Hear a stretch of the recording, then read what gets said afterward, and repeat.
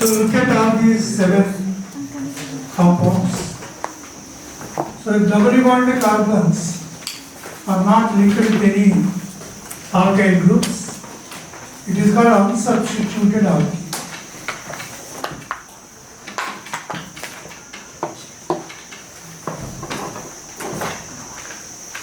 If the double bonded carbons are linked with only one alkyl group, it's called monosubstituted. Actually, this is 1, 1 disubstituted, cis disubstituted. This is a trans disubstituted. This is a tri-substituted. So these 3 are disubstituted. The last one is tetra-substituted.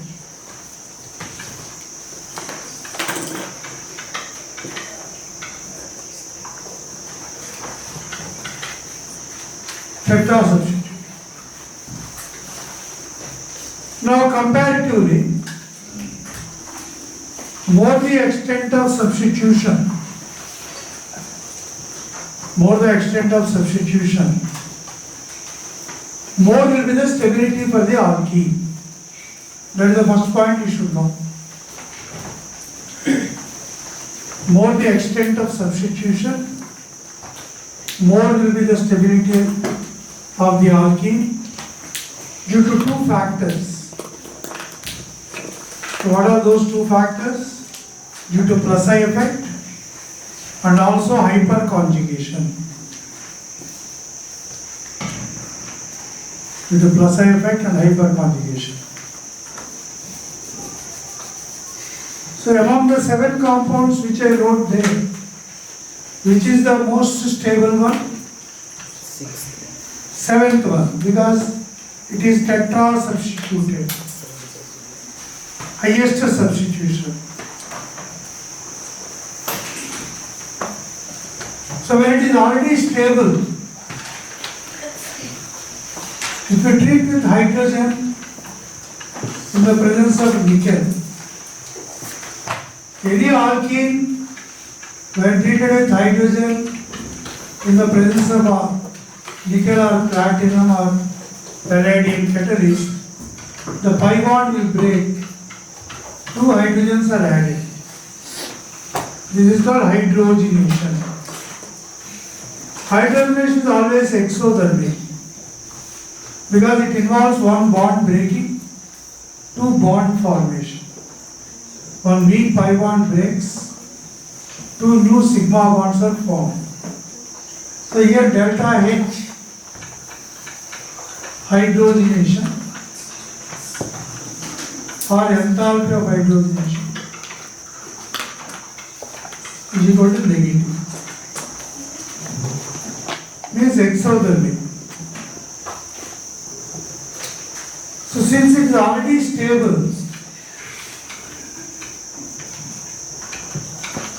stable compounds will give less heat of hydrogenation. If it is unstable, it is the most unstable.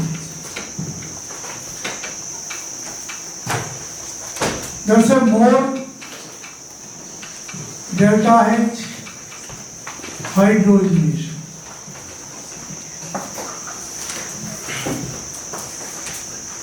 So if you want to write the correct order of delta H hydrogenation,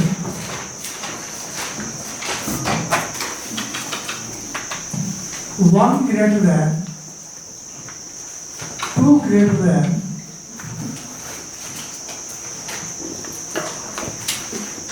now 3, 4, 5. In 3, 4, 5, all are di-substituted. 6 is the most unstable. So 4 greater than,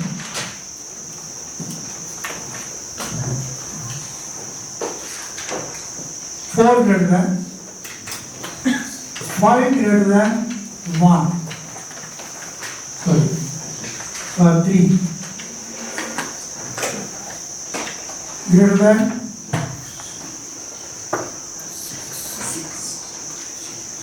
6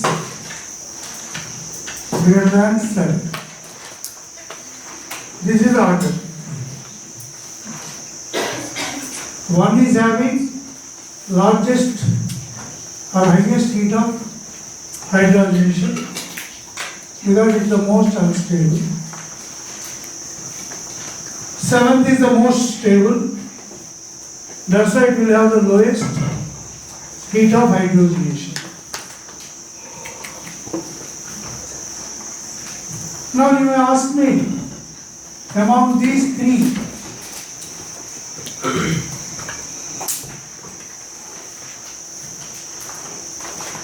cis and trans you already know. In cis, two groups are on the same side. Steric repulsion will be there. And so cis is always less stable than trans. Trans groups are opposite.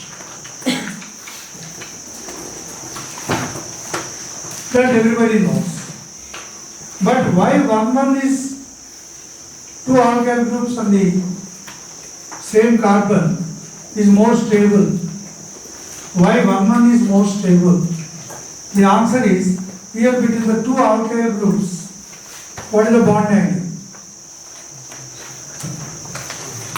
Doubly bonded carbons are what hybridized? sp2 hybridized. Means the bond angle is 120. Now if it is hydrogenated, you will get a single bonded compound. Then what is the bond angle? 109.5 degrees. Here it is sp3. Here they are sp2. So the hydrogenation of alkenes, the hybridization of carbon changes from sp2 to sp2. The bond angle will change from 120 to 109.5.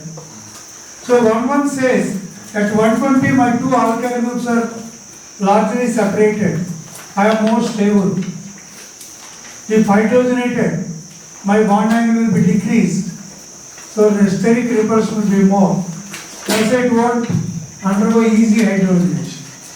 That's why it is coming after cis, trans, it is coming in the here. That is the reason.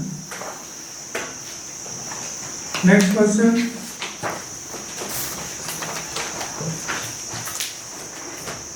Next question is the direct question.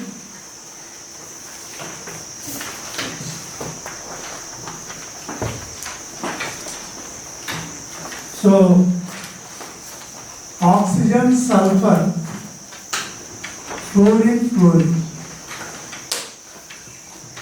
16th group, 17th group.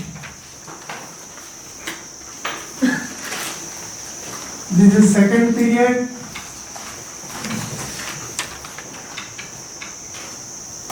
This is third period.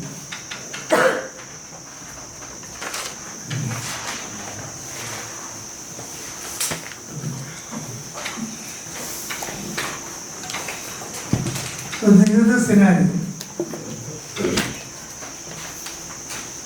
Now in this scenario,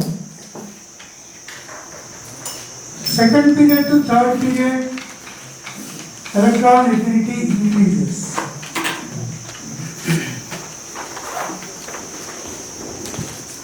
Left to right, electron affinity decreases.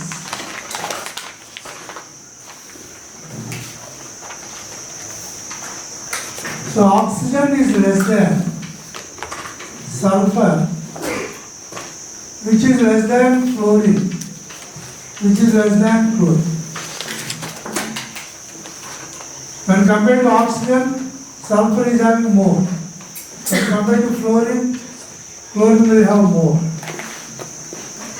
So these are why second period elements have less electron gain enthalpy.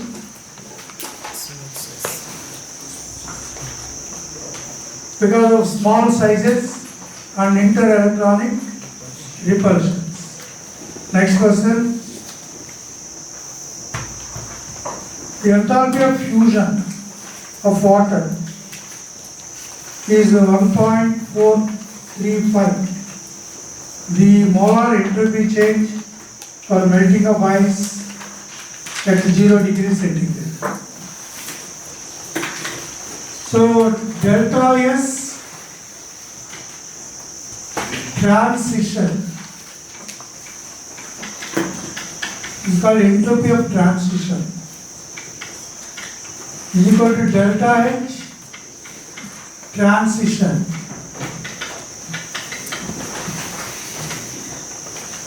by capital T transition.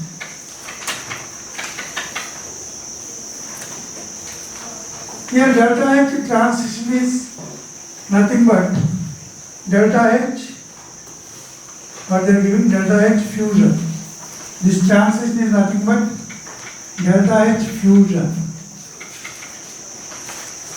by T. So delta S is equal. Now these values are given. This is 1.435.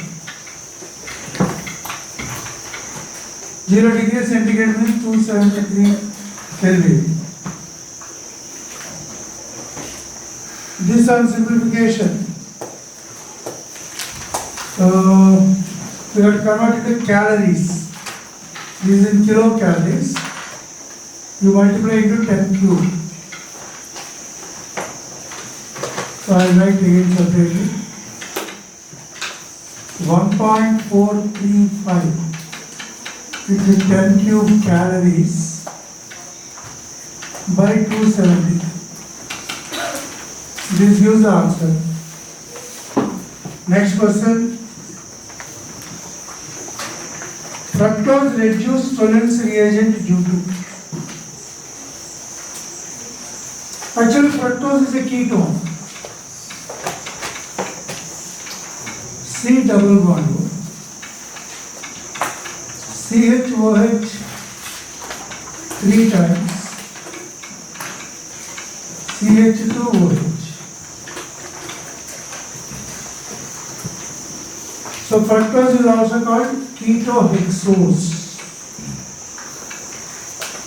Fructose is also called ketohexose. You treat with the Tollens reagent. Tollens reagent is ammonical silver nitrate. Now ketone should not give positive test with Tollens reagent. But why fructose gives? It gives silver mirror.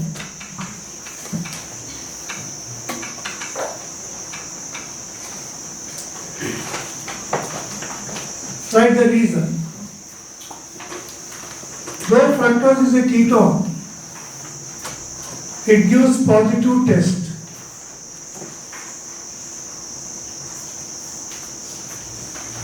Though fructose is a ketone, it gives positive test with the tolerance and failings reagents. Because it undergoes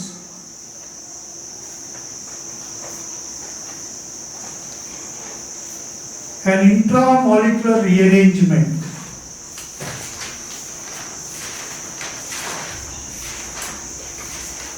Because it undergoes an intramolecular rearrangement called diol rearrangement.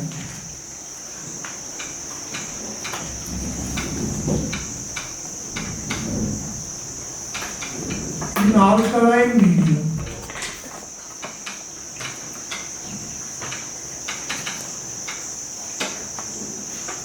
giving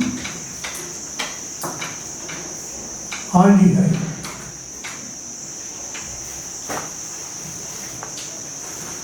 So this is the rearrangement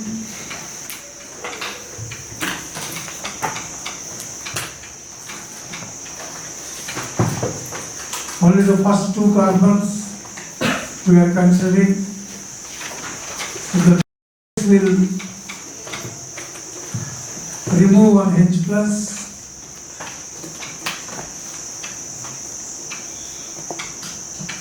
So minus H2O. This is fructose.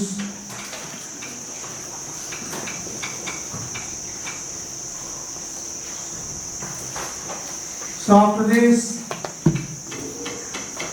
CHOH double bond CO minus.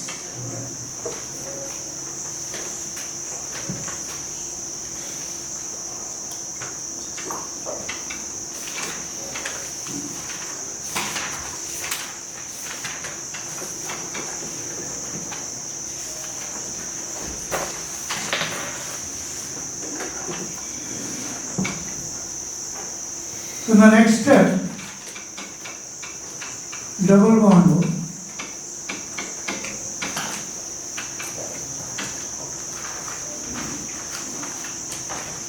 So after that again protonation.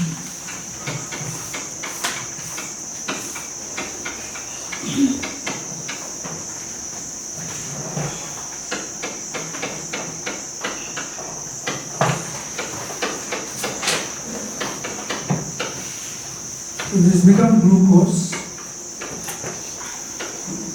which is contained in aldehyde group. We started with keto group. This keto group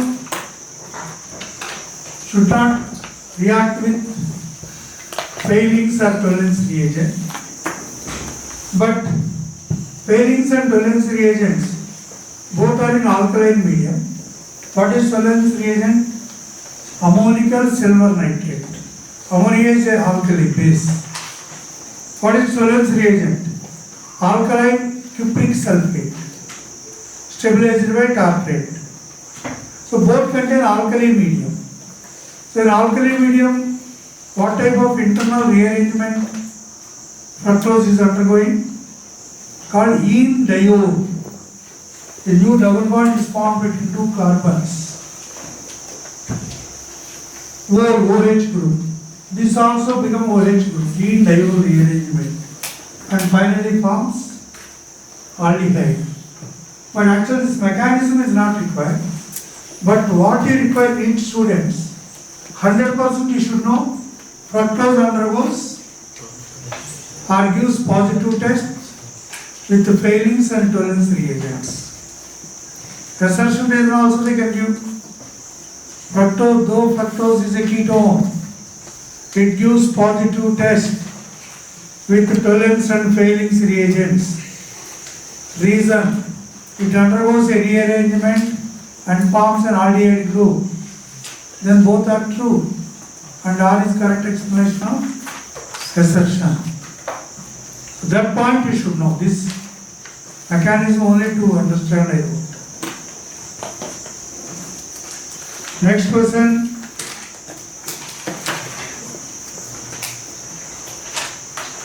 The set of reactions acetic acid and yielded a product D. Acetic acid with thionyl chloride gives acetyl chloride. With benzene, you will get Friedel-Crafts acylation. Acetophenone, you will get B. HCl, HOH. I write the entire sequence.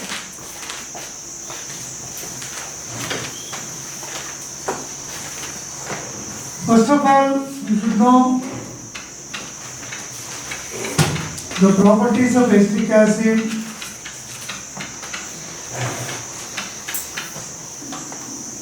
If you write this,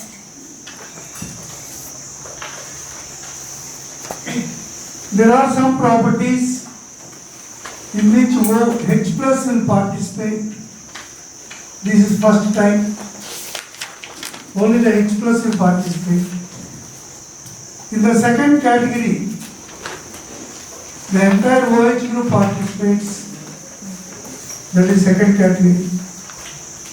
In the third category, only the carbonyl group participates. In the fourth category, the alpha hydrogens will participate. This is 4.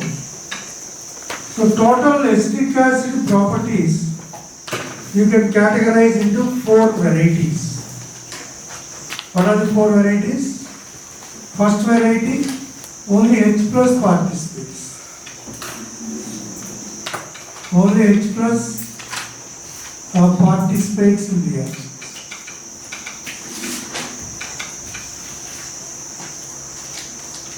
Example, the sodium metal. COONA plus half H.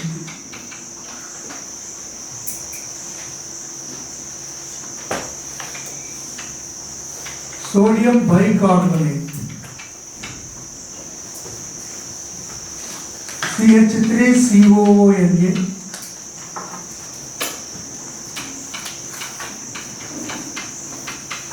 plus H2O plus CO with ammonia.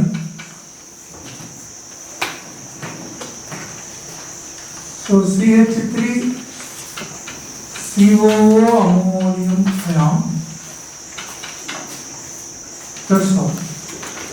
So here I wrote 1, 2, 3. So 1, 2, 3. Who are participating in the reactions? The H plus of acetic acid participates or involves in the reactions.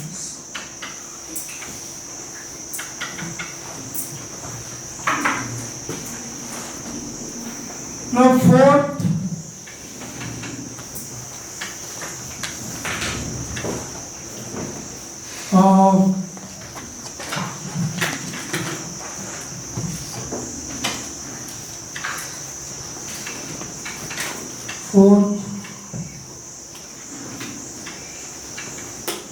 fifth, sixth. So here I am treating with thionyl chloride, SOCl. We are getting CH3COCl plus SO2 plus HCl. Means the entire OH is replaced. By whom? Chlorine. Or you treat with PCl3, PCl5. With PCl3 also same product. Plus H3PO. With the PCl5 also same product. Plus POCl3 plus HCl.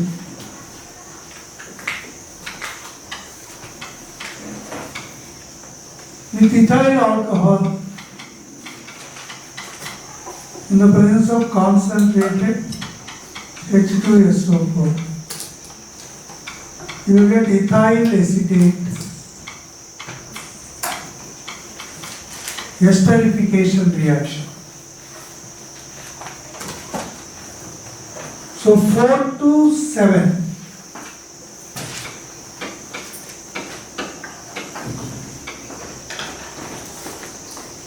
So what is your understanding 4 to 7? Who is involved in the reaction? The OH group.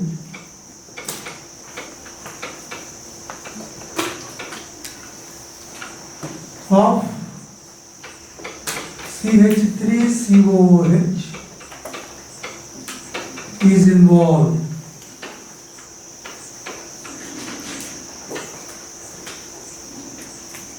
Only the OH group is replaced. Seventh one you write esterification reaction.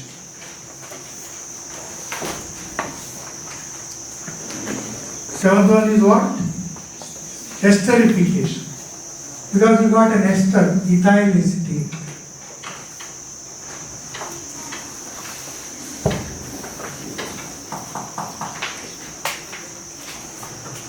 Now with the lithium aluminum hydride, LiAlH4,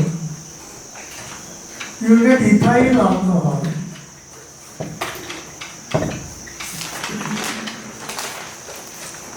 This is the eighth one. Only the CO involved in the chemical reaction. Now the last one,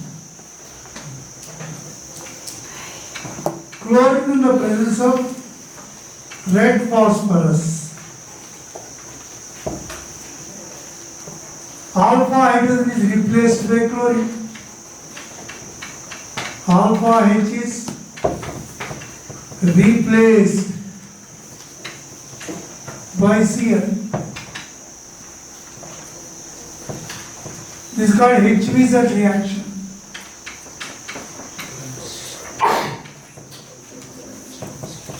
What is HVZ? Hell-Volon Zelinsky reaction. You will get monochloro, dichloro, trichloroacetic acids.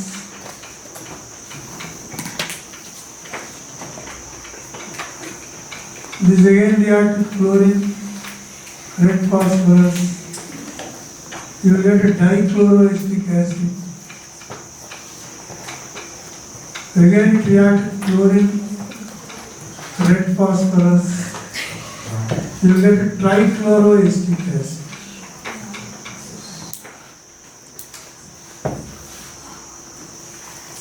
So this is a ninth.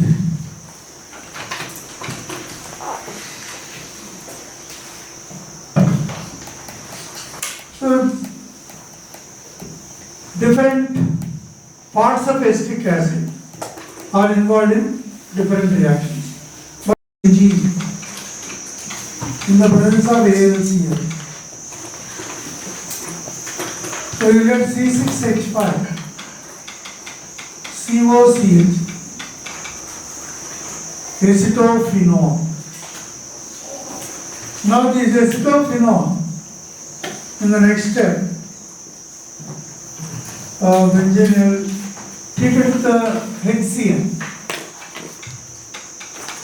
is treated with HCl. HCl means nucleophilic addition. H plus Cl minus, the product will be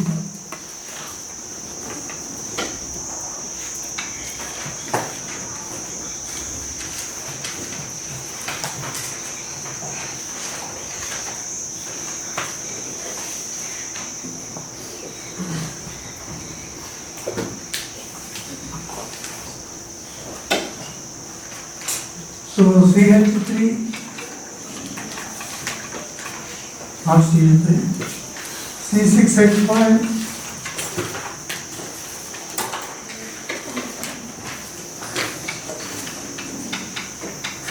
COH, CnCH, you get cyanohydrine.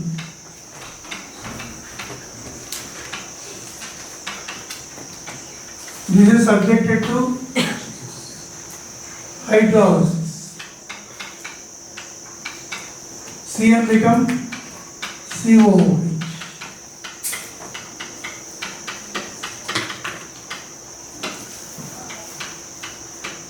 So this is the final product. So here many chapters they included. Acetic acid property, Friedel-Crafts acylation, ketones undergo nucleophilic addition, cyanides undergo hydrolysis. So multi-chapter included in one person.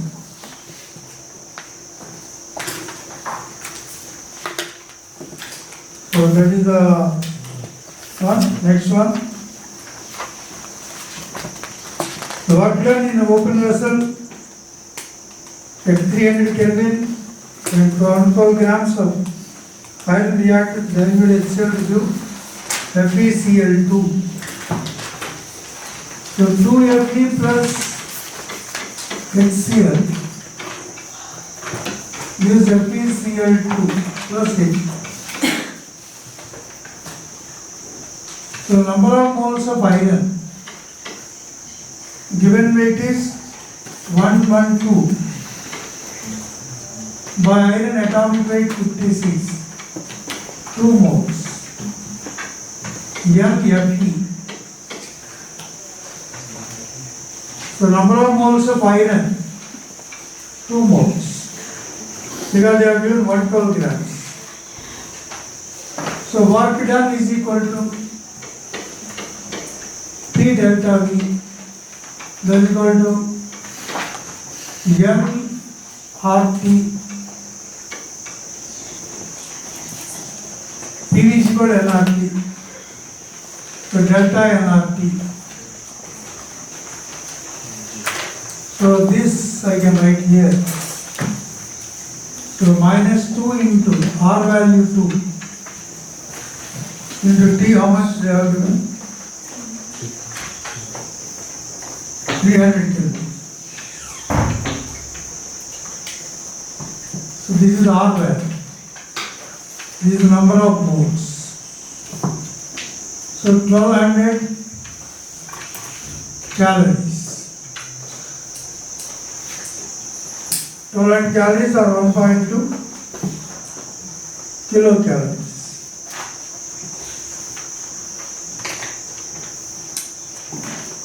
Next question. So ammonia gas is passed into water yielding solution of density 0.93 and containing 18.6%.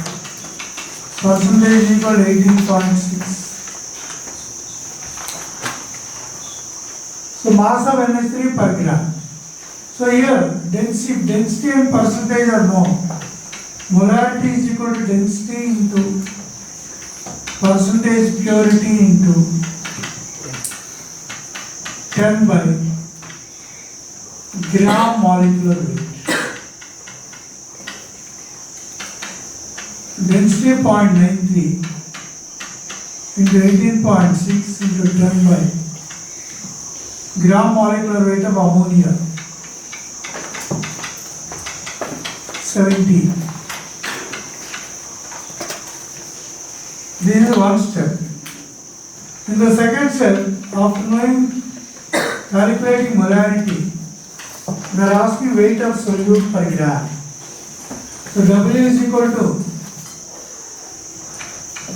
molarity into gram molecular weight into V in ml by 1000.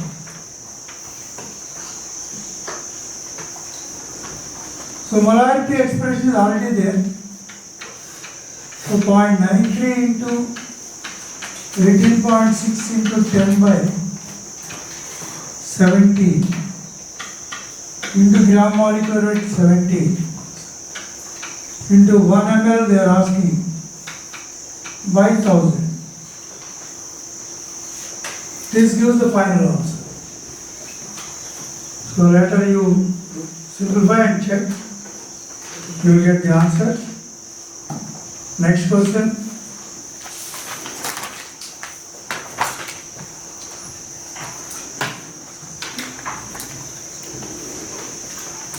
Research reason Zl plus zirconium 4 plus and hafnium same size lanthanide contraction. Standard question. Both are correct. Correct order of acidic strength. There is also direct question. So why HClO4 is the strongest acid? Because after losing proton, ClO4 minus is more resonance stabilized. That's why perchloric acid is the strongest acid.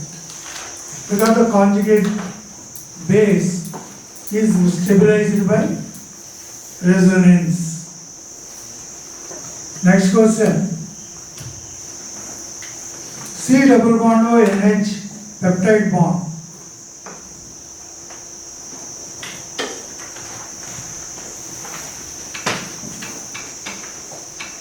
So CONH bond, peptide bond.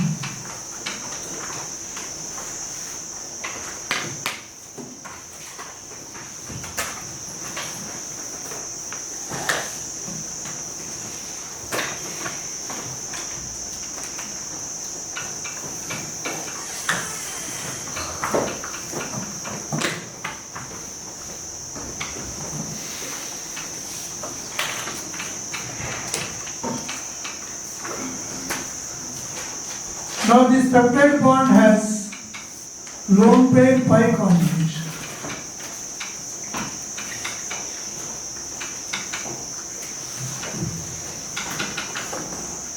Means plus M effect.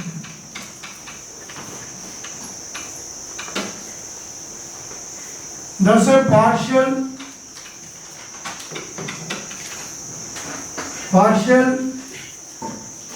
yes, double bond character.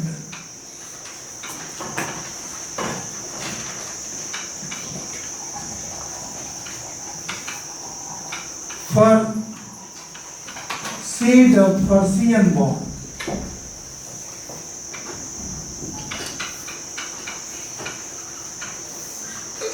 That's why the bond length of CN bond is dash than expected. Yes, what is the answer? Yes. Very good. Is less than expected. But in the option 1, CN bond length in proteins is longer than usual bond length. That is the wrong option. They ask you to identify incorrect statement. So this is incorrect because this bond is going to become a double bond. Whenever the bond becomes a double bond length will be less. But first option they have given the reverse. That's why that is the wrong statement. Now the next one.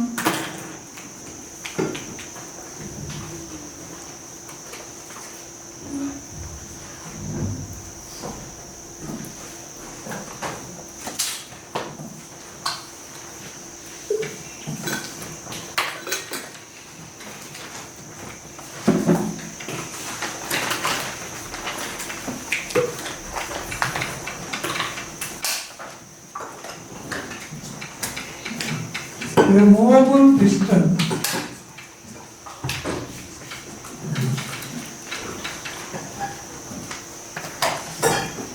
So here N2 plus 3H2, 2NH3. Now this equilibrium is present in a closed container which is fitted with a movable piston. Now we introduced argon into this. An inert gas was introduced. To keep the pressure constant, what will happen? The piston will move upward.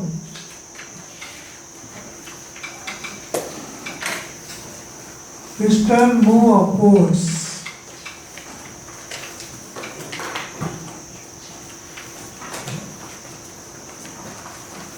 Move upwards to keep the pressure constant. So the piston moves upwards to keep the pressure constant.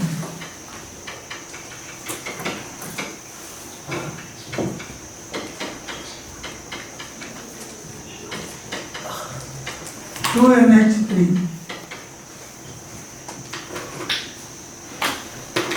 Is the concentration of nitrogen or hydrogen or ammonia changed? No, the volume increased overall. So when the volume is increased,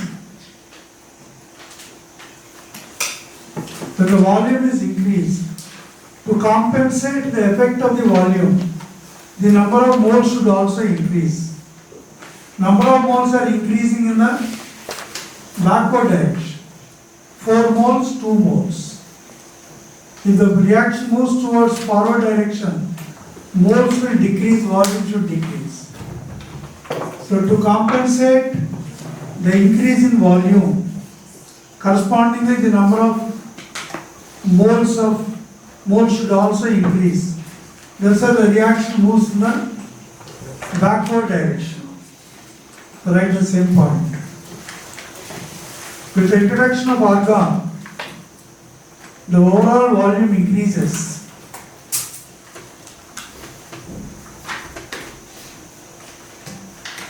With the introduction of argon,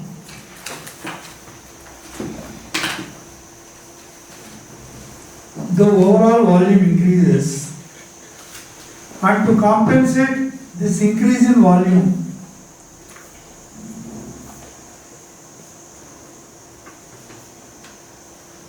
the equilibrium should shift towards increase in number of moles. The equilibrium should shift towards increase in the number of moles.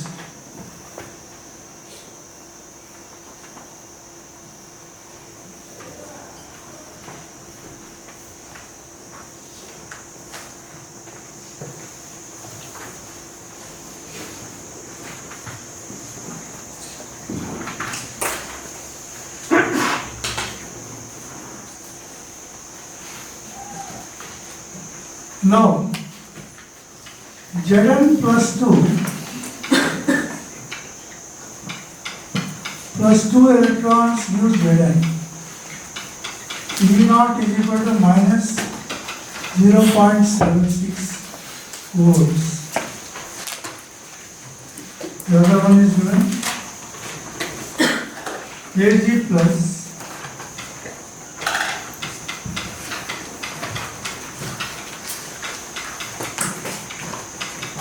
plus 0.80 volts.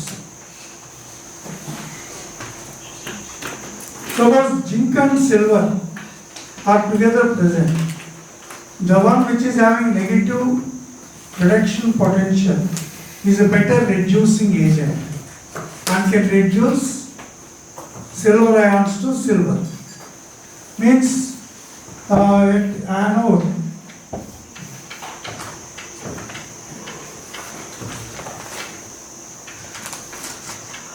should undergo oxidation. And at cathode,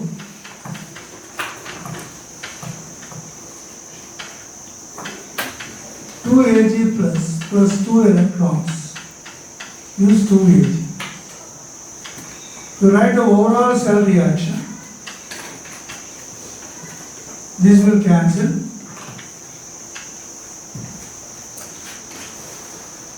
Two Ag plus. So Zn plus 2 Ag plus, use Zn2 plus 2 Ag. These are the overalls if they are coupled with each other. But here, they introduced one more unknown character. H plus electron gives half H2. E0 is equal to 0.0 volts. Hydrogen electrode reaction potential is 0. So the one which is having lower reaction potential can reduce the element with higher reduction potential. So zinc can reduce Ag plus, or hydrogen can also reduce Ag plus. That's why option 1, Ag plus can be reduced by H2, because H2 is having lower SRP than Ag plus. Like Zn2 plus is having lower SRP than Ag plus.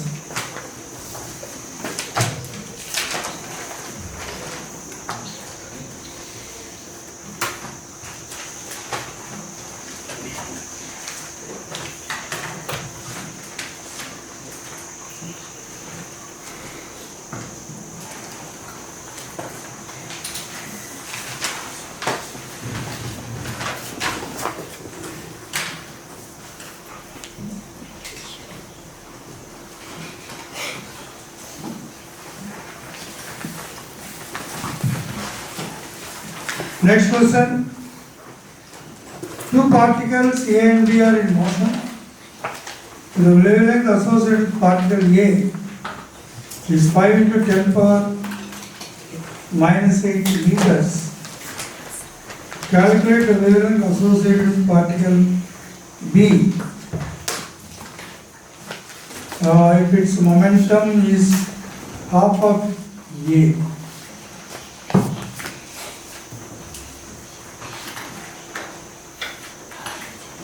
So lambda is equal to H by mb.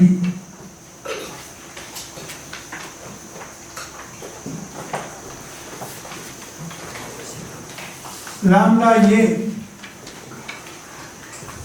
H by mb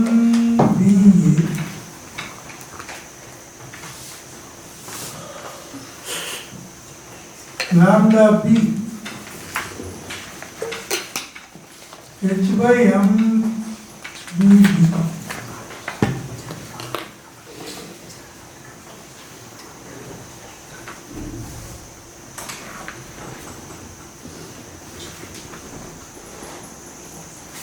So this MBA, MBB,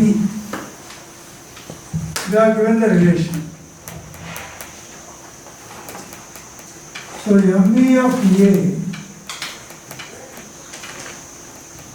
and MB of B,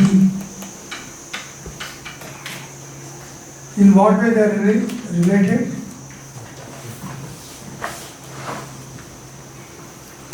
Is wavelength associated particle, calculate wavelength if its momentum is half of A. So if it is 1, it is half.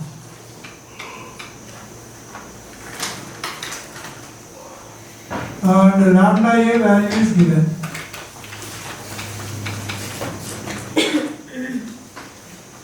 Five into 10 power lambda B you have to calculate. So lambda A by lambda B.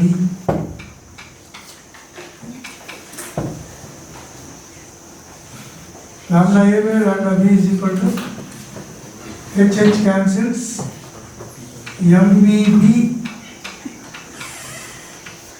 by MVA. Correct? Lambda A is 5 into 10 power minus 8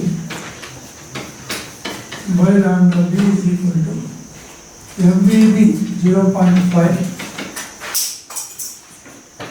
watt.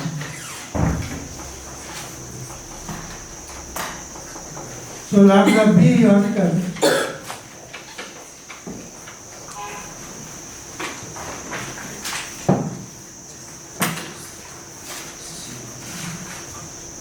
Simplification is always left to you, because we are going to do simplifications in the final exam. So the next question, correct order of base heat of amines.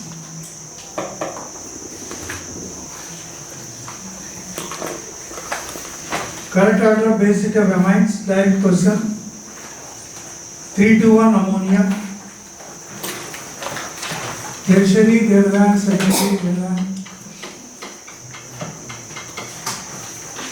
In gas phase,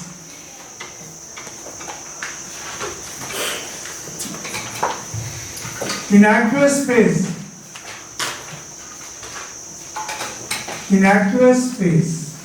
this is in gas phase. In aqueous phase, secondary greater than primary, tertiary greater than ammonia. This is an aqueous medium. This is the Lewis basic strength.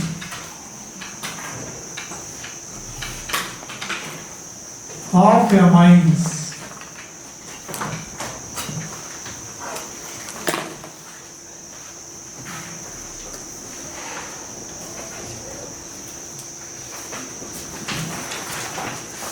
Next question.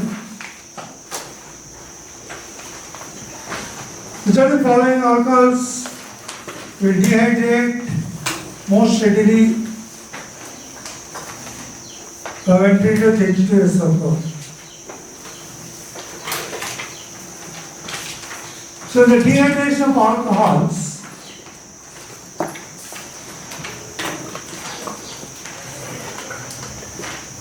in the dehydration of alcohols,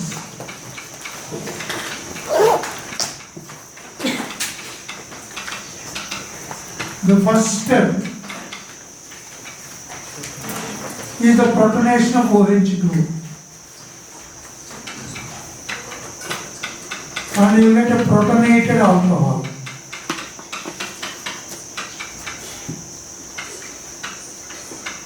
Protonated alcohol. And you all know OH2 plus is a good leaving group. This is good LG. It leaves and forms a carbocation intermediate. So students should know in the dehydration of alcohols, what is the intermediate form? The carbocation. We take primary alcohol, you will get primary carbocation.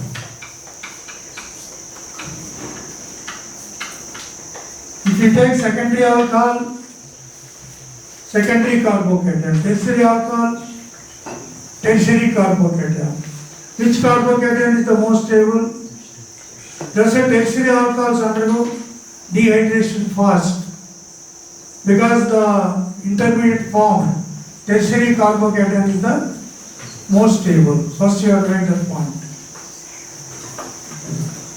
Tertiary alcohols undergo dehydration fast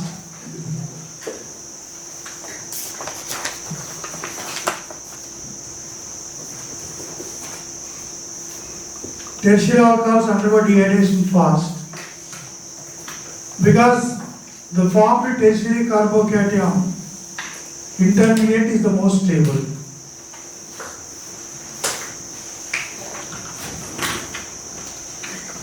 Because the formed tertiary carbocation intermediate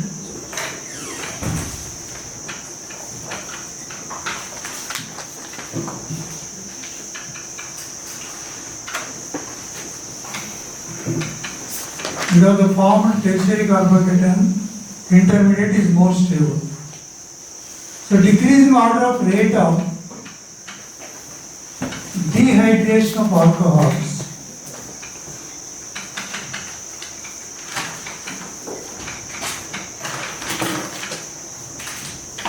Tertiary greater than, secondary greater than, when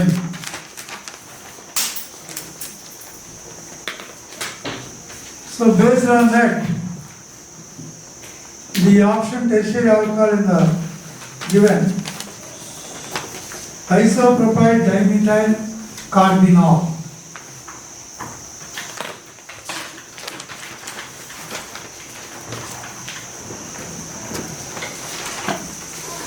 So actually alcohols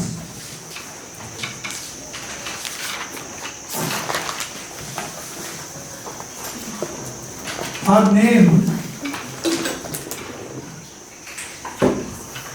by three systems.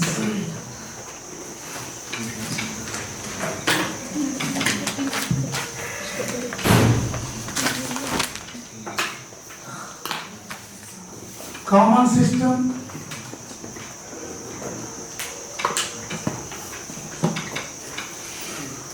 IUPAC system.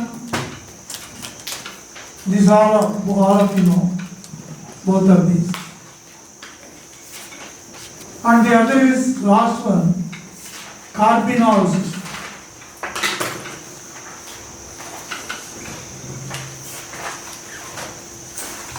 So in common system,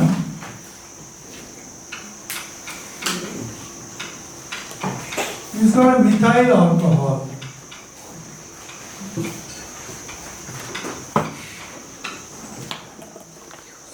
We call methanol. In carbinol system, it is called carbinol. Methyl alcohol is called carbinol.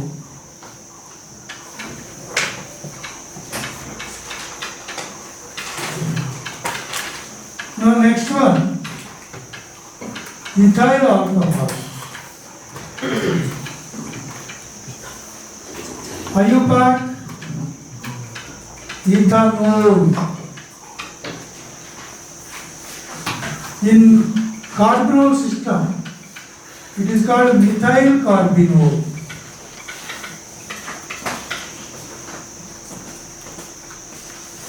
Suppose if the alcohol is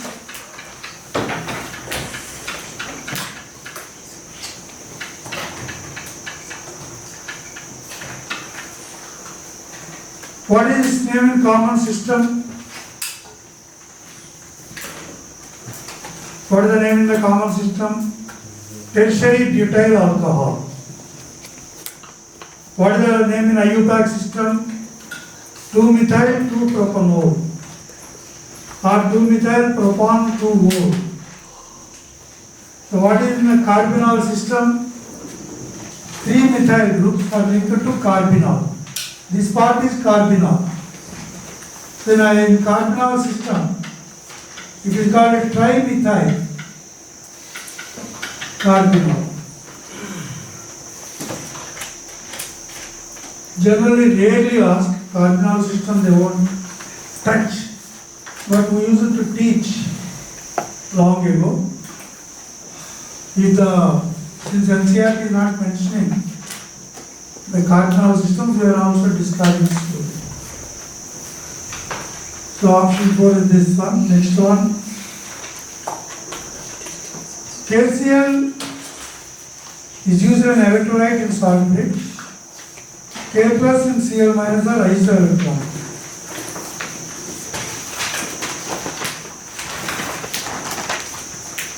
So whenever you dip a metal in its own salt solution. Whereas this is zinc metal.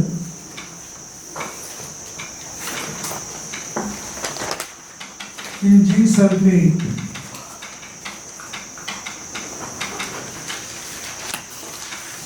ZnSO4 aqueous.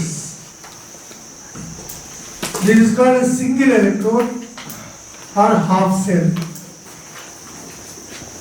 So in the other half cell or single electrode, I have taken copper metal dipped in copper sulfate.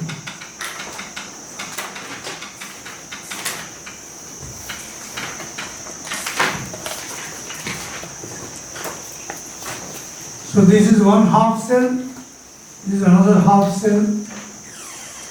A metal dipped in its own salt solution is called a single electrode, and that constitutes a half cell.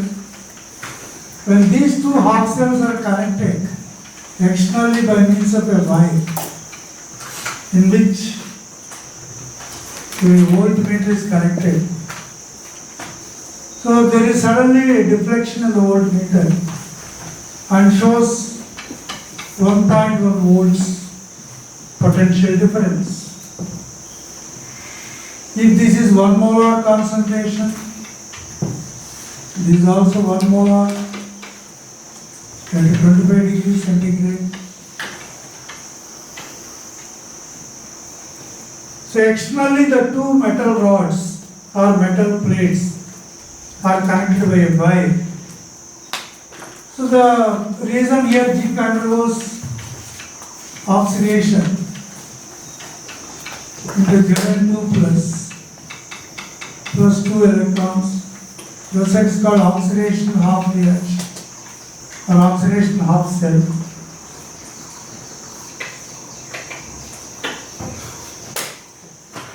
Oxidation half cell. Here the cupric ions in the solution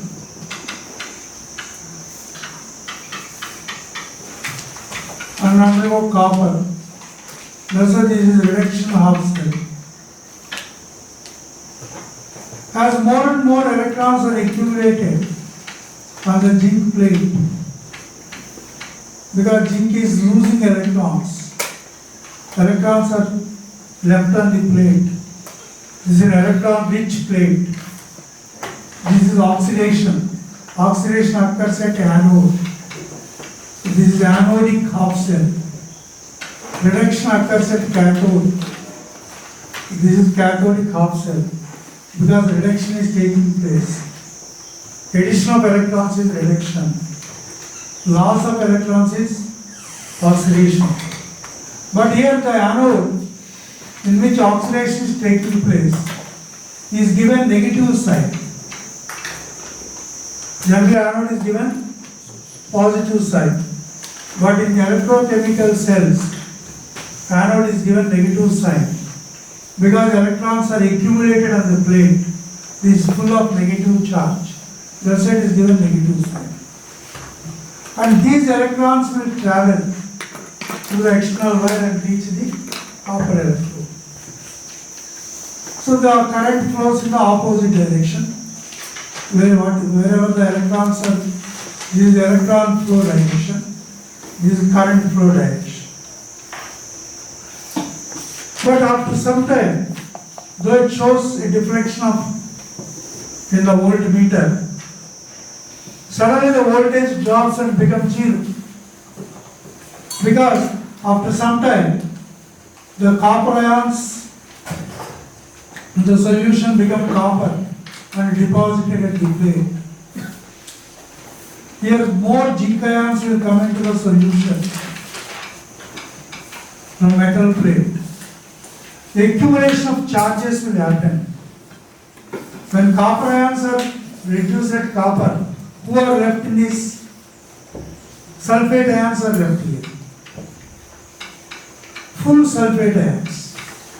Its partner is gone. Where its partner gone? Deposited on the plate. This reaction. Here in the zinc sulfate, zinc ions are poured into the solution.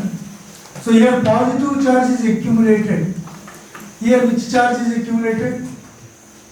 Negative charge is accumulated. Because of charge accumulation, further reaction won't occur. That's why a U-shaped glass tube with a gel material inside is inverted into the two half cells. Half cells are internally connected by a U-tube, inverted U-tube, which is called a salt bridge.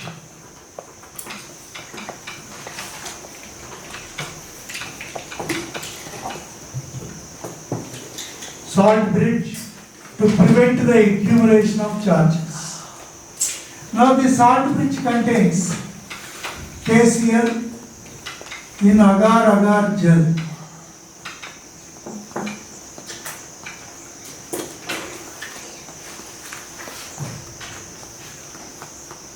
What this KCl will do, the Cl minus ions will move towards zinc electrode and says, my dear Zn2 plus, you accumulated in the solution, I will suck you into the U-tube. So it will remove the charges. Similarly, K plus ions will come towards copper electrode, where sulfate ions are accumulated. K plus will suck the SO4 2 minus. To prevent the accumulation of charges, the two half cells are connected by a salt bridge. So salt bridge contain what? KCl. The mobilities of K plus and Cl minus are equal. That's why they take KCl or ammonium nitrate.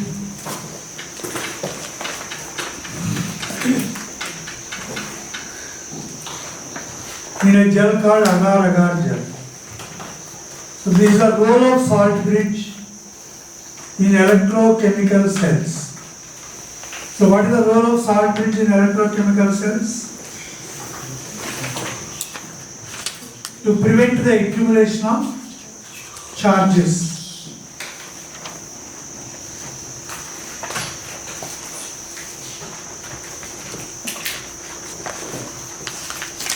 Which of the following is the correct plot of equivalence conductance of strong electrolytes versus concentration? So, square root of concentration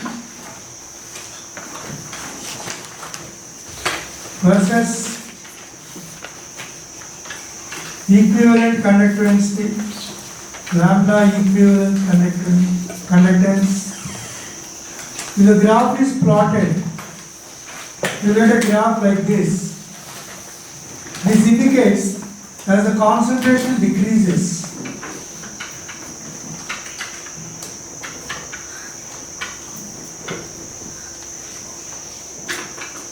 the dilution increases.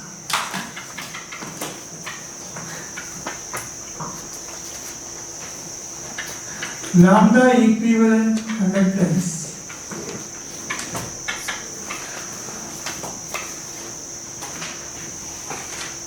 increases.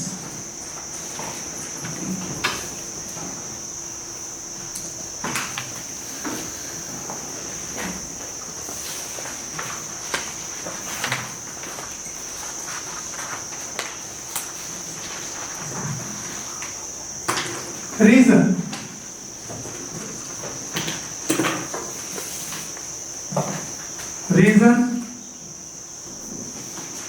Those strong electrolyte completely ionizes.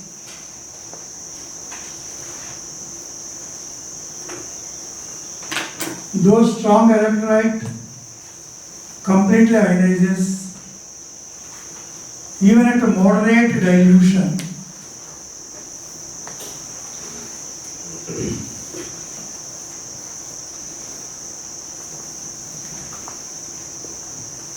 Even at moderate dilution.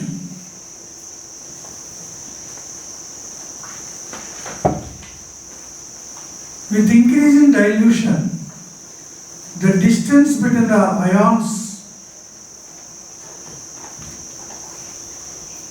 the distance between the ions increases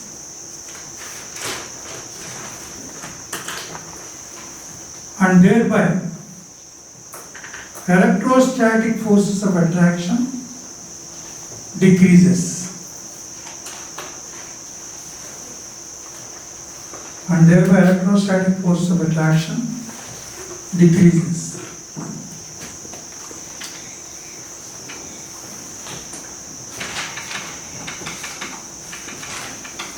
I will give an example.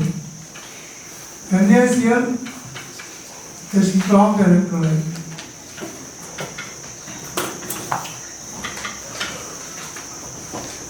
Now we added some water. What happens? Immediately it breaks into Cl minus. So Na plus will move towards cathode. Cl minus will move towards anode. By adding more and more water,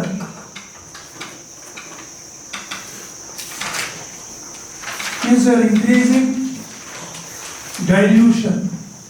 The volume of the solution increases. When you are adding more and more water, you are increasing the dilution. The concentration decreases. Correct? Already it is 100% ionized. Na plus is moving towards cathode. Cl minus is moving towards anode. But by adding water, why the conductance increases? The distance between the two ions, which are held by positive and negative attractions, by adding more and more water, the ions get more and more separated. When they are separated, there is no attraction between them. Easily they move towards anode and cathode. That's why the equivalent conductance increases with decreasing concentration. That is the graph shown for strong electrolytes. Now coming back to the next question. Calculate the ratio of final volume to the initial volume of gases of 40% mixture of 0.2 mole N2 and 0.6 moles of H2 to do NH3 according to equation in this one.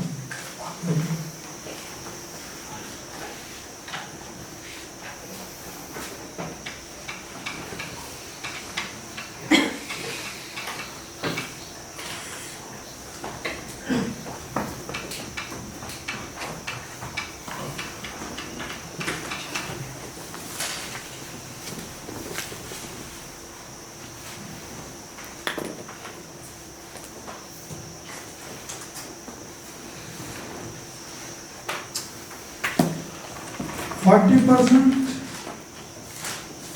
of a mixture of 0.2 mole of N2. So 40 into 0.2 by 100.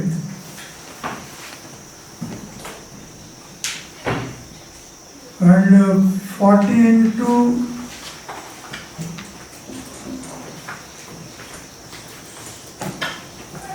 40 into 0.6 by 100.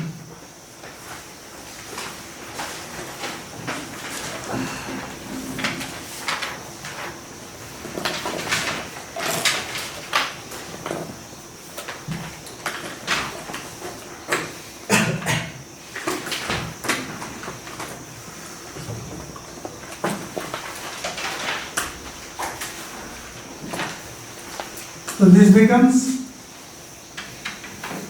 how much? Calculate. Point not 8, correct? This becomes 40 into 0.6 by 100.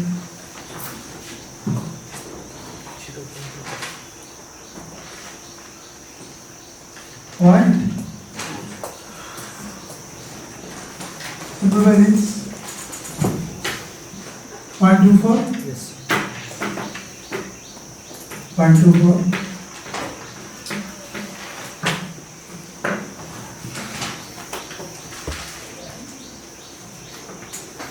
So initially 0.2 you have taken,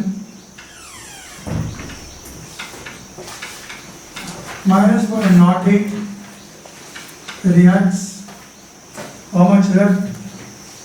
0.12. Initially 0.6 minus 0.24, how much left? 0.36.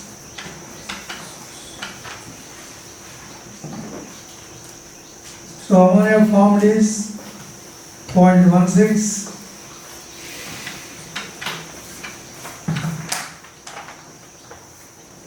So total moles 0.64.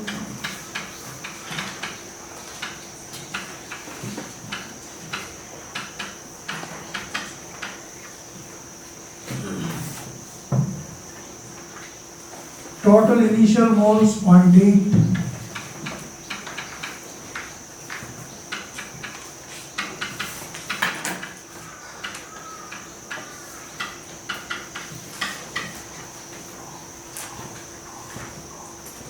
So final by initial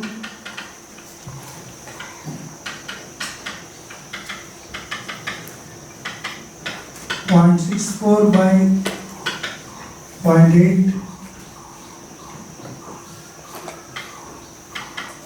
that is equal to this is 4 by 5.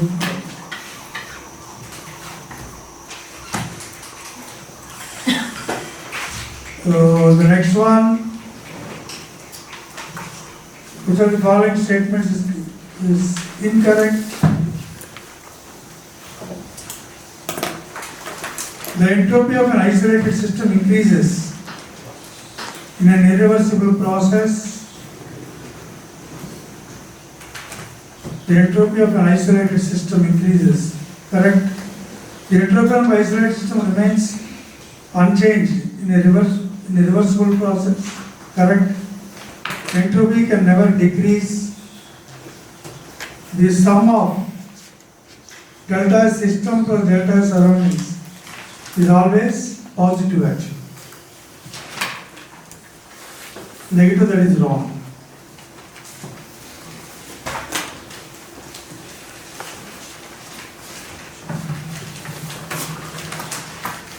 Next question. Half F2 plus electron F minus E naught is this much. Next, electrode potential for given F2 plus 2 electrons, 2 F minus. Same value at a point. E naught is an intensive property.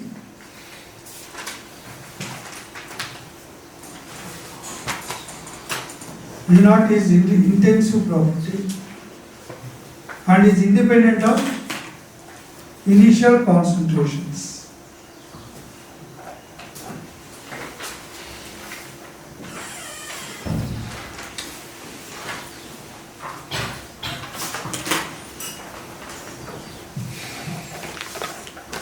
Now we are going for test number 29. First option, first question.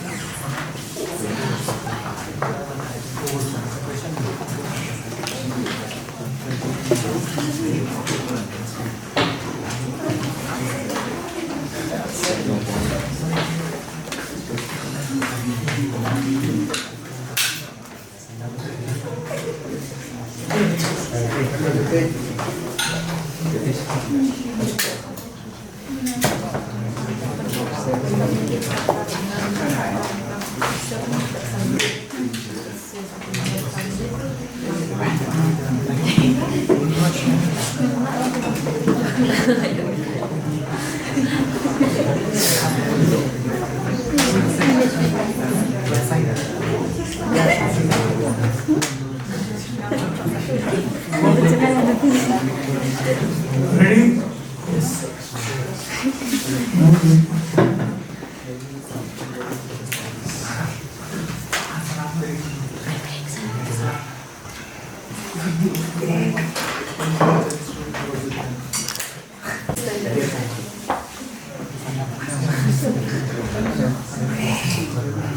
Correct the bond order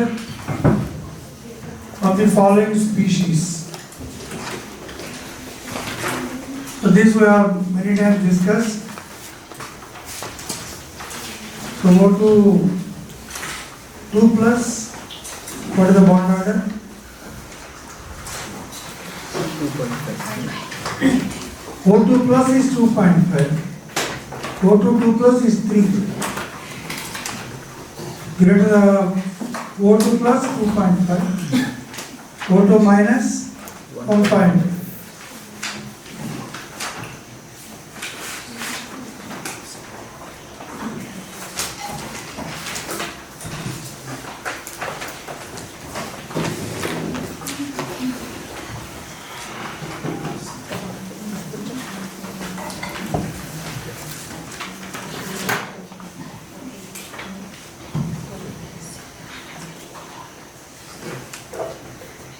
So which option is correct?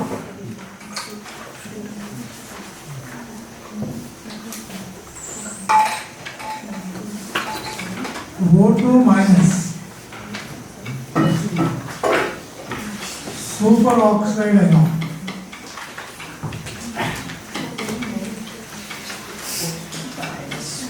Its bond order is 1.5. O2 plus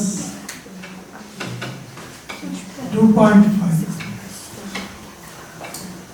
O2 2 plus 3. So because oxygen 16 electrons, sigma 1s2, sigma star 1s2, sigma 2s2, sigma star 2s2. Sigma 2pz 2s. Phi 2px2, pi 2py2. Pi star 2px1. Pi star 2pz1. Sigma star 2pz 0. So these two cancel. These two cancel. So bond order is dependent on this part. BO, bond order, is equal to number of electrons in bonding orbitals. So electrons in BMO minus electrons in ABMO by 2. What are the bonding electrons in BMO? 6 here. Antibonding 2. That's what you get 2 for O2. For O2 you get bond order 2.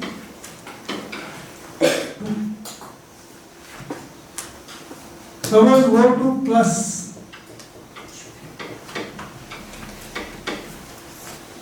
means you have to remove 1 electron here. Then it is 6 minus 1 by 2.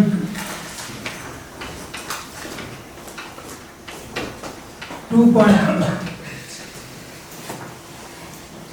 Suppose O2 2 plus 6 minus 0 by 2.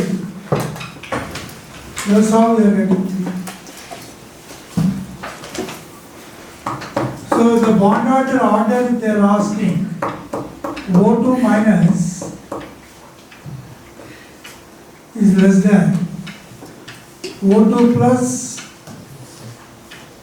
less than O2 2 plus.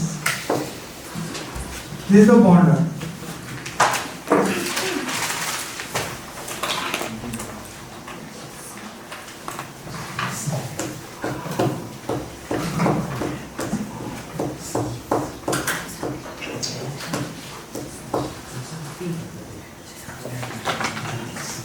Option B is correct.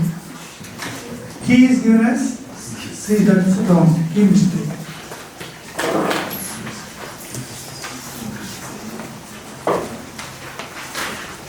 Now the next one. CH3Cl plus NaI. NaI given in acetone solvent. What is that reaction? Finkelstein reaction. or halide ion exchange reaction. Right, that Michelson reaction.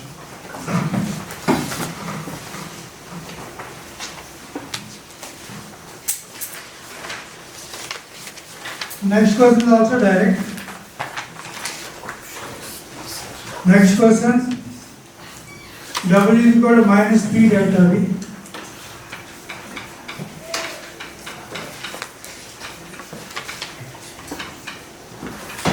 So external pressure, how much is given?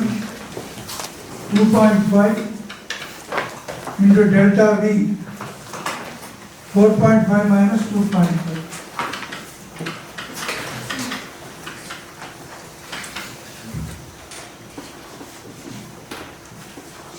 That you are converted into joules. Next, the Van Hoff effect I for dilute aqueous solution of barium hydroxide.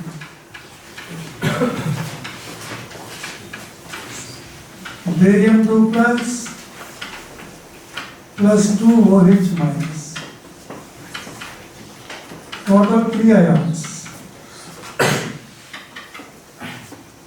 That's why I is equal to 3.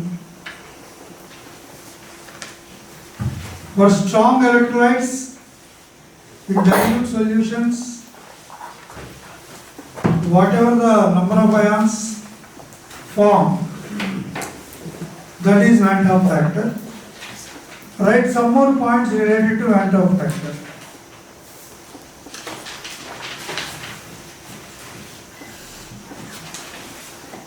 Write some extra points related to Van Hoff factor. First point,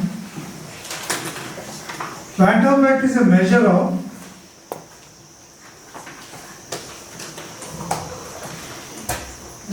of the effect of a solute,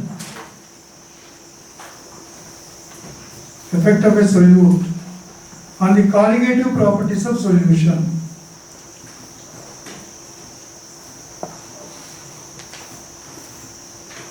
On the colligative properties of the solution.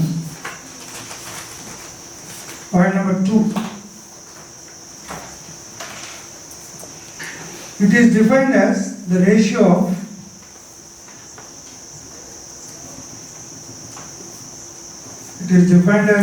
of the number of particles in the solution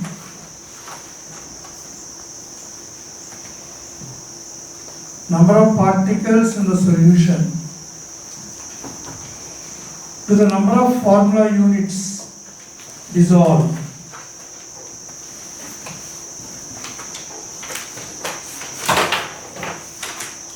So I is equal to actual number of particles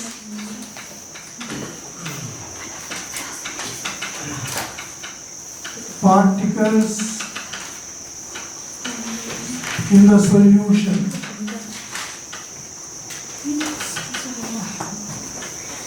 divided by number of formula units dissolved.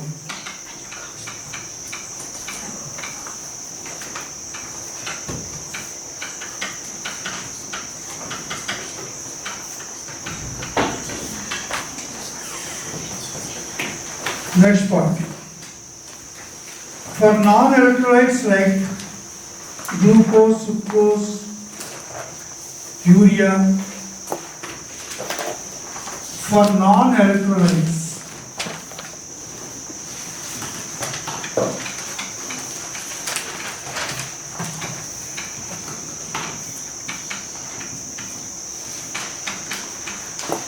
like glucose, sucrose, urea, I is equal to 1.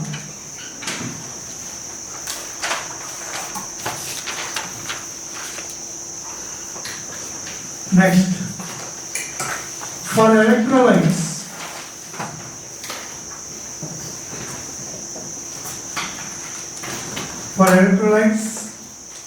I is greater than 1. Next point, The actual Van Hoff factor can be less than the theoretical value.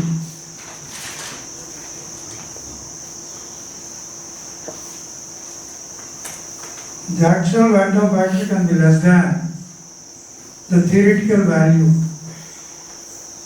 due to ion pairing or incomplete dissociation.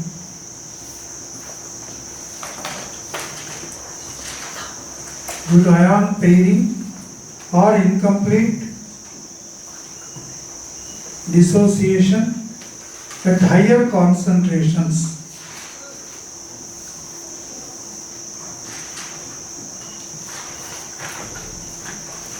Next point.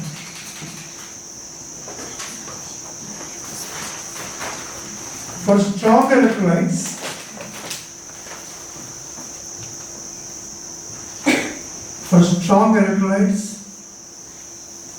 I approaches the theoretical value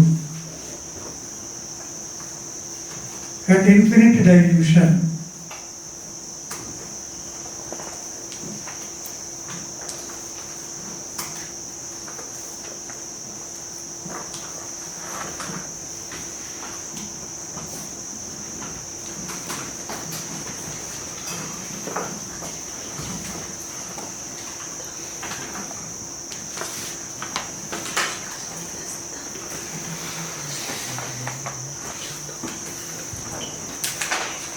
For all strong electrolytes, I approaches the theoretical value at infinite dilution.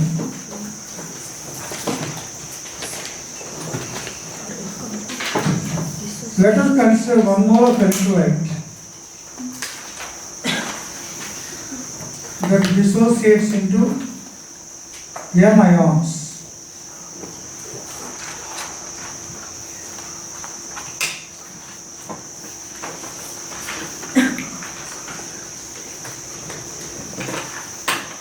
Let us consider one more of electrolyte that dissociate into N ions.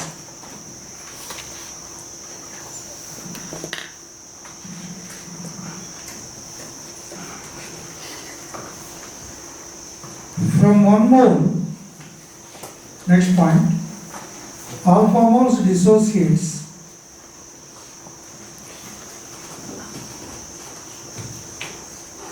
from 1 mole alpha moles dissociates and 1 minus alpha remains undissociated.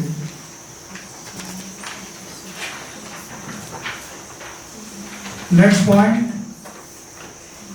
number of particles after dissociation.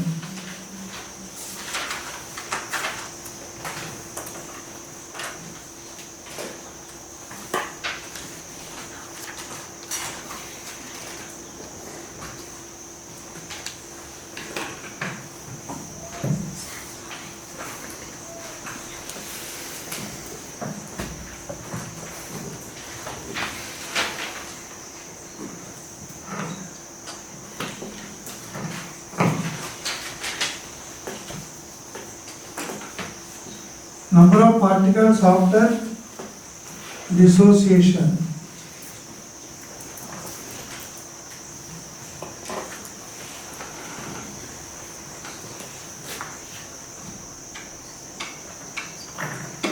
Dissociated part is equal to alpha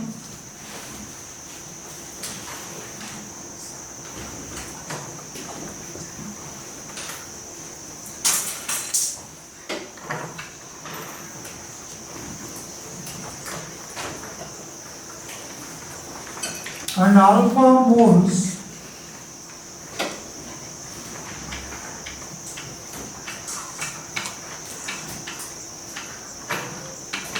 will produce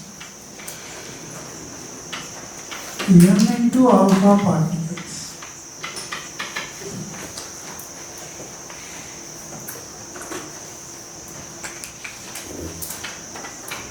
Be undissociated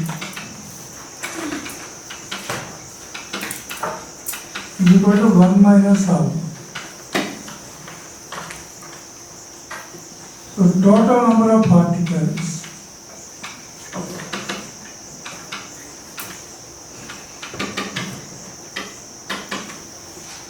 is equal to n alpha plus 1 minus alpha.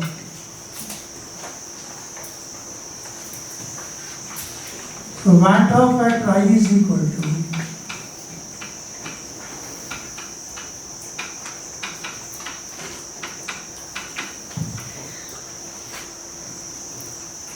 number of particles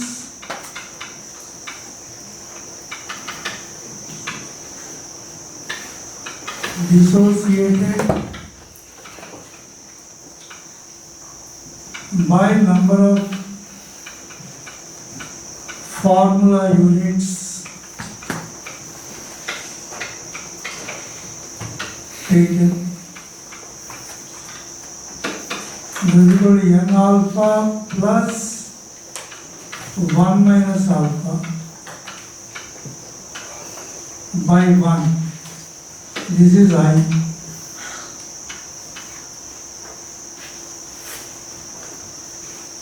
Or this can be written as 1 plus alpha into n minus 1. This is I. You can use this formula or this formula to find the Van 't Hoff factor.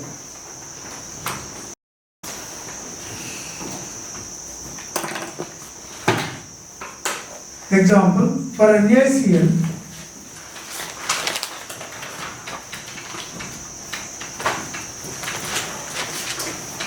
n is equal to 2. So I is equal to 1 plus alpha into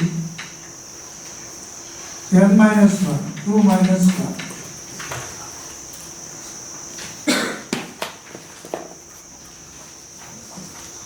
That is equal to 1 plus alpha.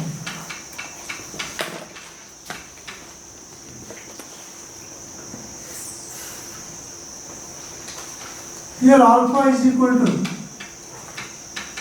1, complete dissociation.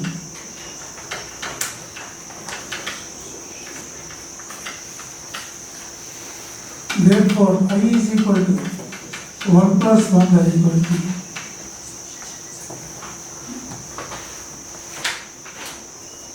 Next, for calcium chloride, for CaCl2,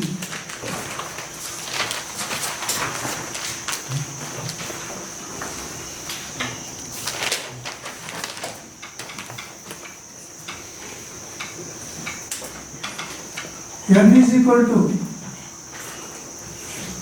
CaCl2 gives 3 ions. Ca2 plus 2Cl minus, that is equal to 3. So I is equal to, what is the formula for I? 1 plus alpha into n minus 1. So 1 plus alpha into 3 minus 1. 1 plus 2 alpha. Here also, alpha is equal to 1 as it completely dissociates.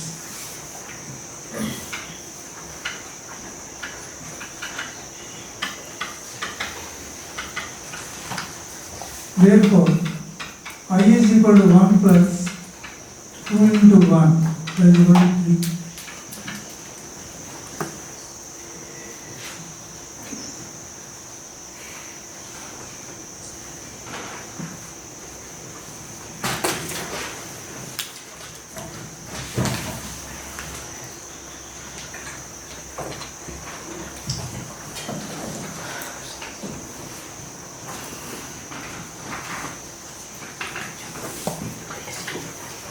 Next,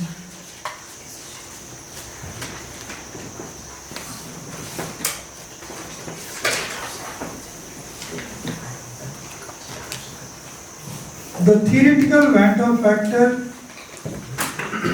assumes ideal behavior.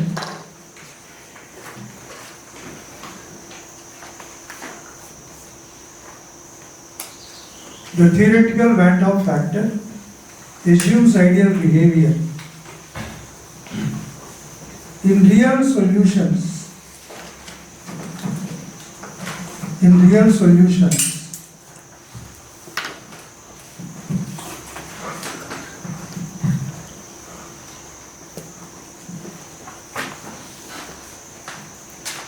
so once again I repeat, please check.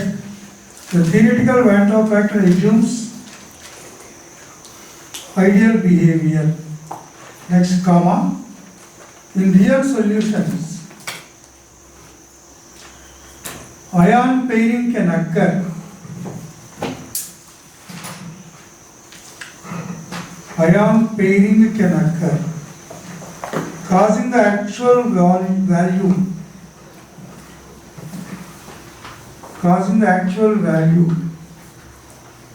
to be slightly less than the theoretical value.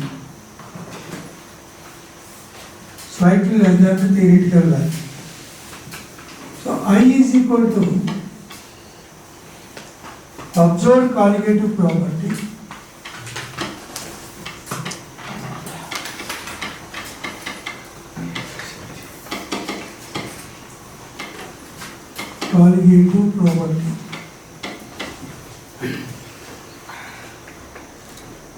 normal or theoretical colligative property.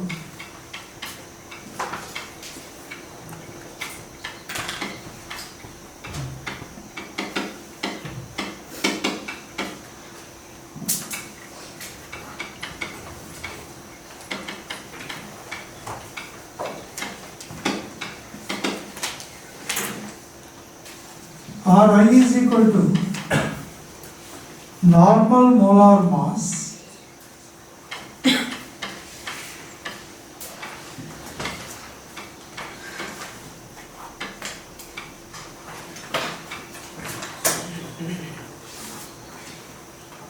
observed molar mass.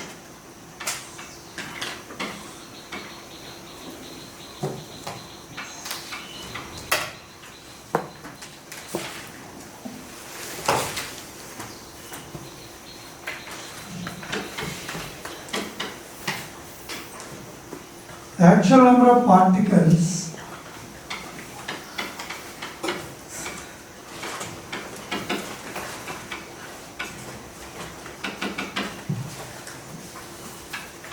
by observed number of particles.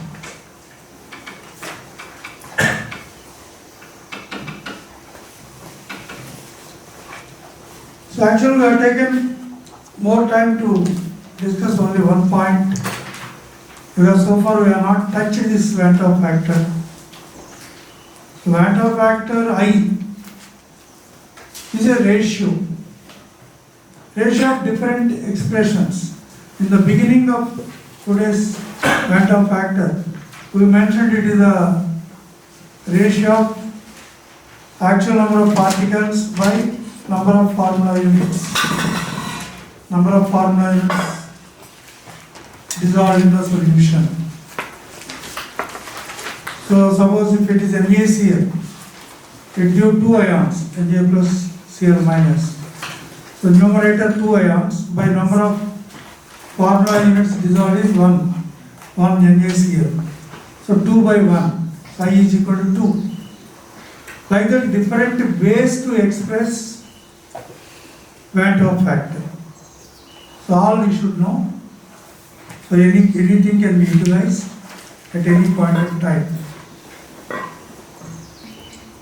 In case of association, last point. In case of association,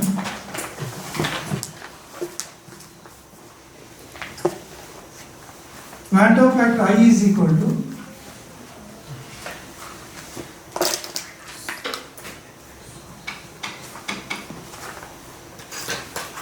one minus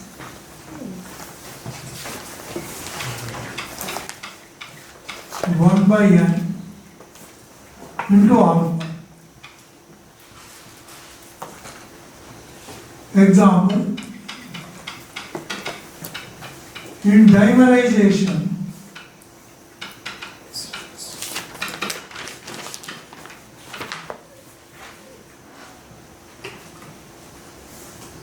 of acetic acid,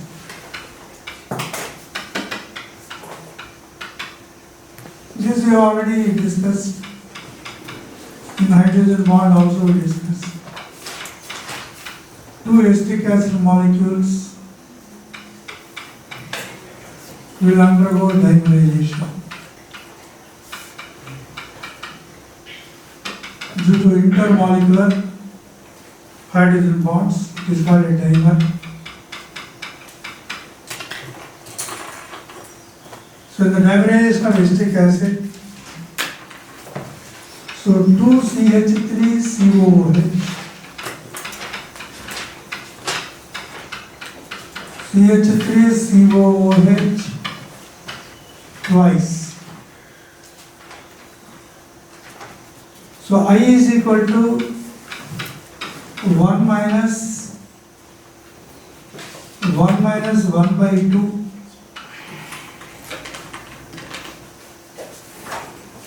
into alpha.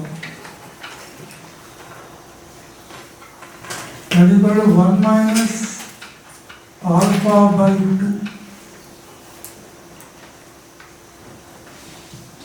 So in association,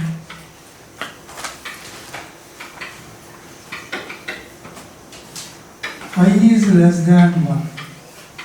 This is a very important point.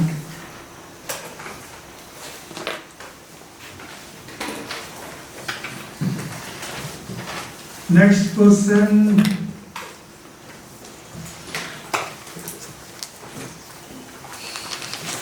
Here treatment student gives B with PCl3, C, B and C reactive with okay.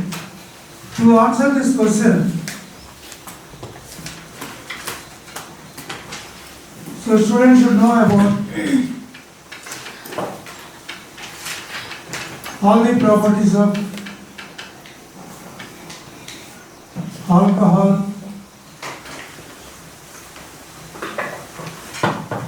So with the sodium metal, it forms sodium ethoxide plus half H.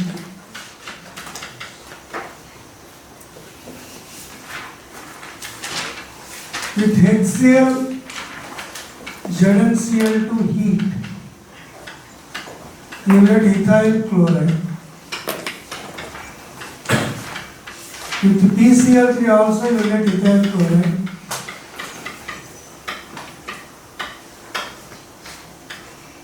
With PCl5 also you will get ethyl chloride.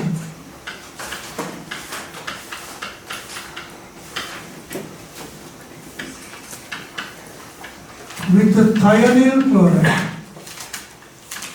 in the presence of pyridine,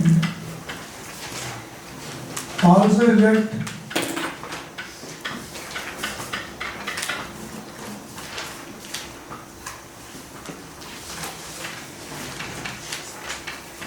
with concentrated H2SO4,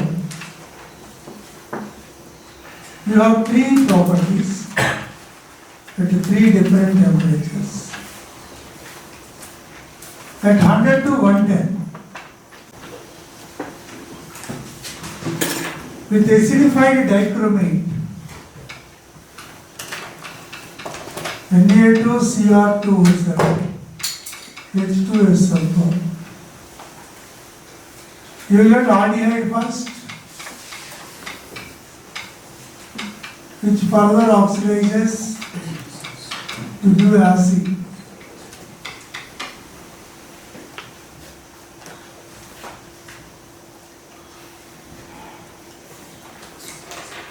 So alcohol properties, just now we discussed. With acetic acid, concentrated H2SO4. you will get ethyl acetate, ester.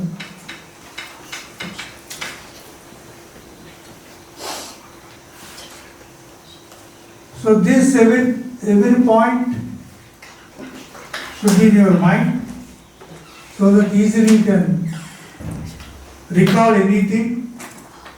Only in the 12th portion you have around 9 compounds, 9 charts you should prepare in the coming days. In the 11th portion, alkane, alkene, alkane means 4 compounds plus 9, 13 sheets you prepare. Enough. You can safely write your NEET examination.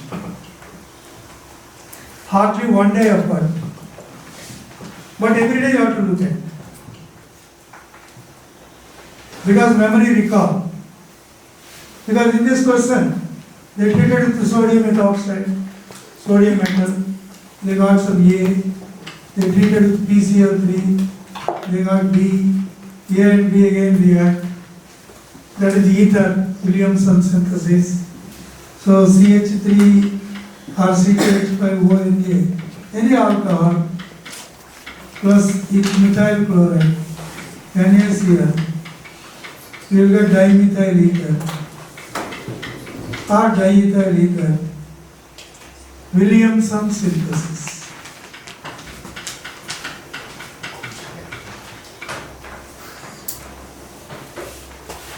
So that is the question. That question once you should know all these things.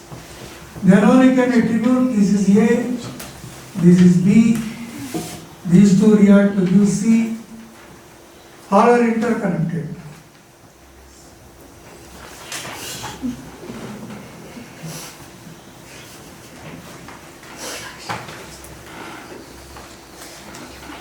So for 56th question, A on treatment is given, Na gives B.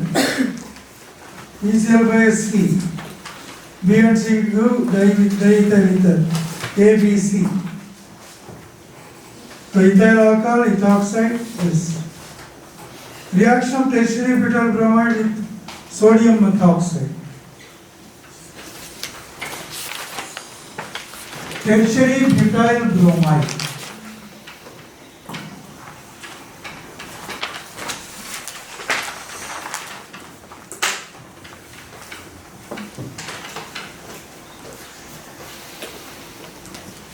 Plus CH3O minus Na plus.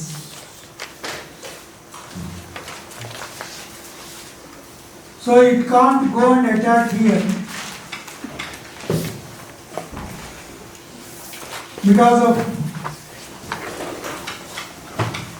of steric hindrance.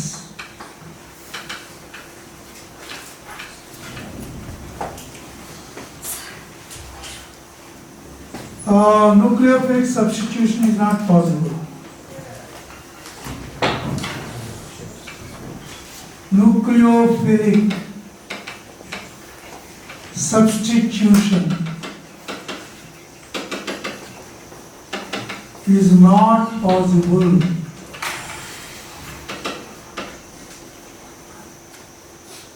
Only the possible thing is elimination.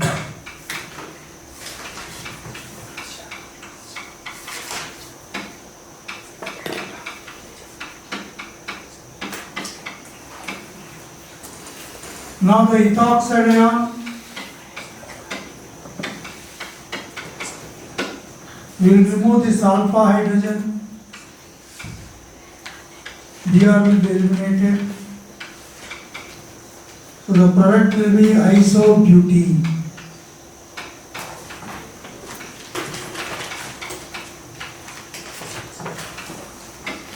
Isobutene or 2-methyl propene. Elimination is possible, substitution is not possible.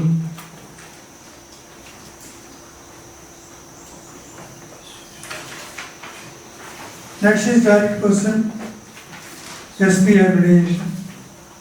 Next one, C7H8. C6H6 is benzene. So benzene is linked with a methyl group. Then it becomes C7H8.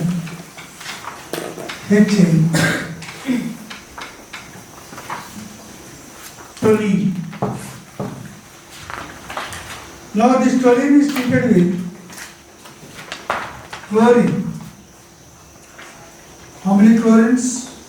3 chlorines.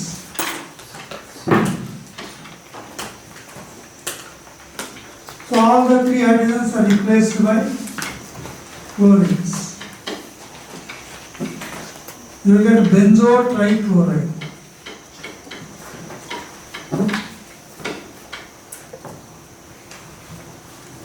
So what is the first option? Benzo trichloride.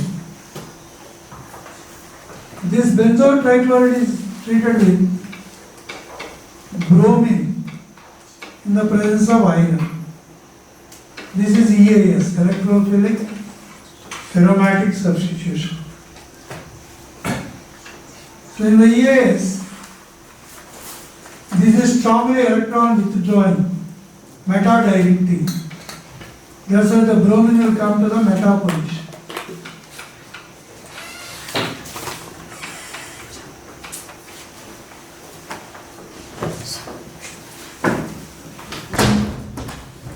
Finally, G plus HCl.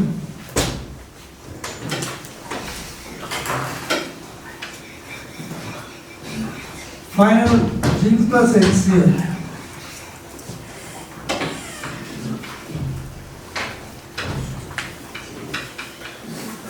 This is reduced to CH3A. So you get meta bromotoluene. This is the final.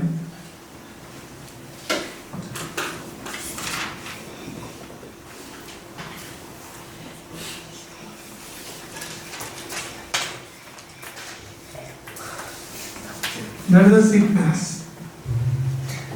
So 3 chlorines, delta I can write here.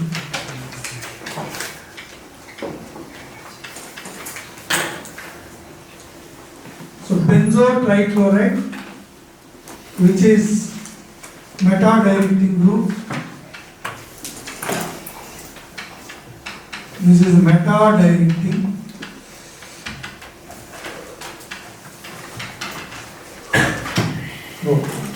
You have to give a small break now. Okay, take break. After that we will continue. So weight of the solute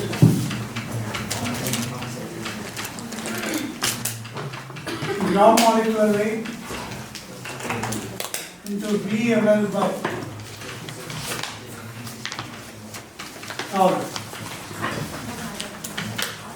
So molarity is given 2 molar. Gram molecular weight of nitric acid 63. And V is given as 250. 1000. These are, you get the answer.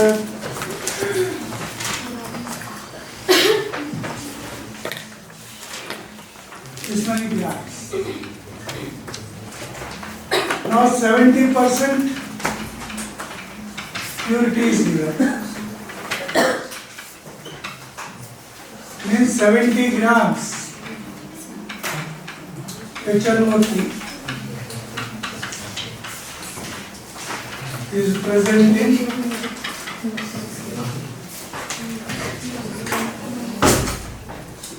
100 grams of the acid, of the solution. 1 gram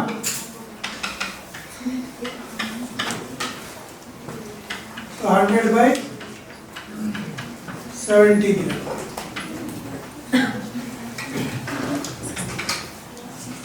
This on simplification when anybody done,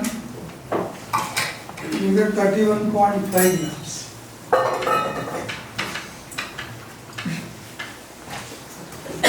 So 1 gram contains this much.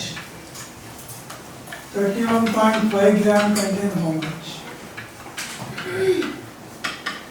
So 100 by 70 into 31. That is the final answer.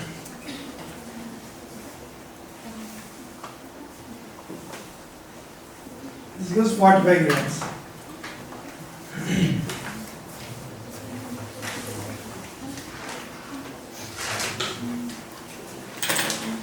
For the next question, 61. It is diazotization followed by Sandmeyer reaction. Write a point. Diazotization followed by Sandmeyer reaction. So aniline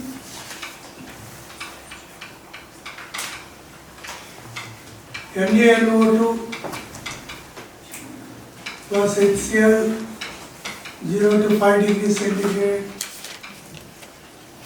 you will get benzene diazonium chloride, CuCl, HCl, you will get chlorine. So this part is Sandmeyer.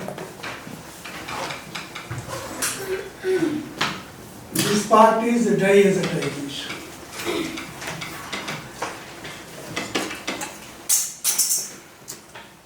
Conversion of aniline to benzene diazonium chloride is diazotization. Benzene diazonium chloride to chlorobenzene is Sandmeyer reaction.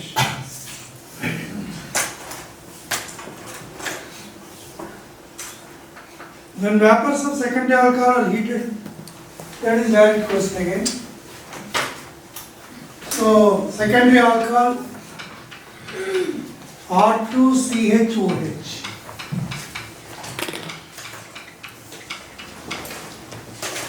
Passed over copper at 300 degrees. Dehydrogenation occurs. And you will get ketone.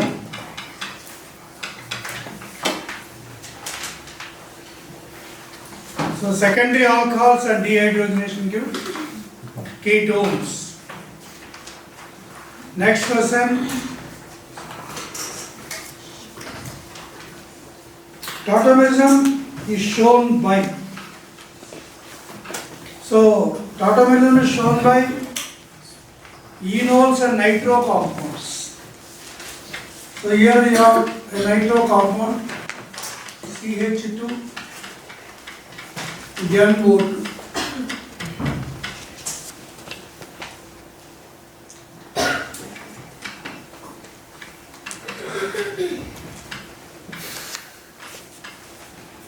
This is tautomerization.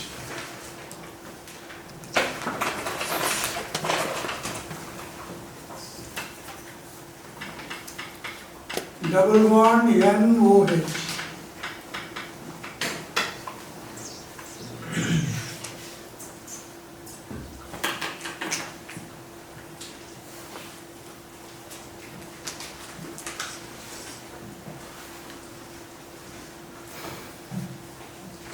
The heat of neutralization of strong acid and strong base forming 2 moles of water.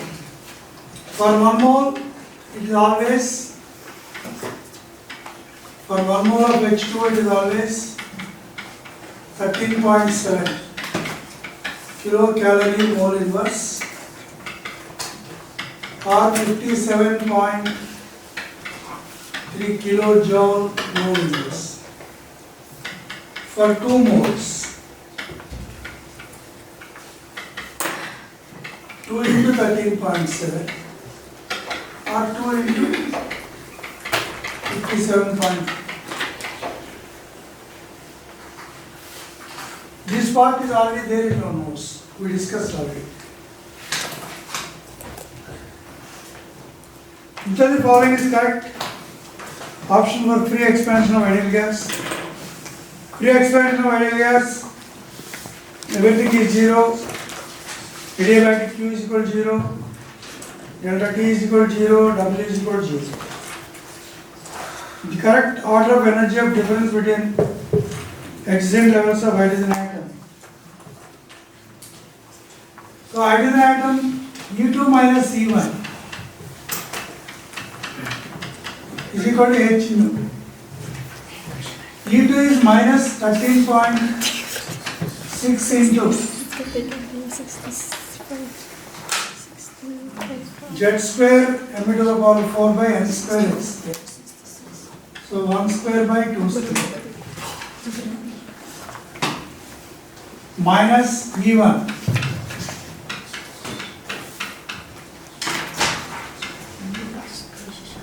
This is 10.2 electron volt per atom. E2 E1. Suppose if you write E3 E2.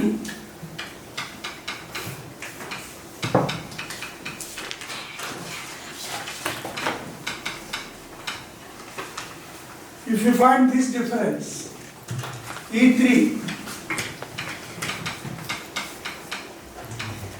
by 3 square minus of minus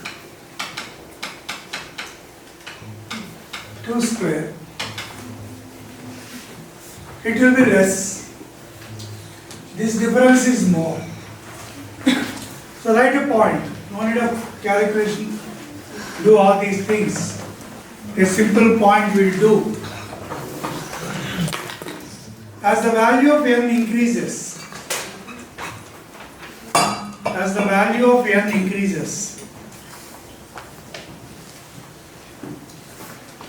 the energy difference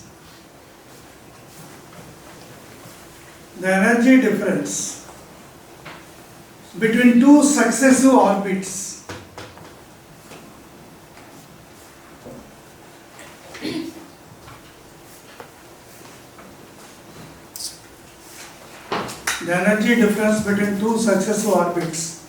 decreases. If you know that point, it is easy for you.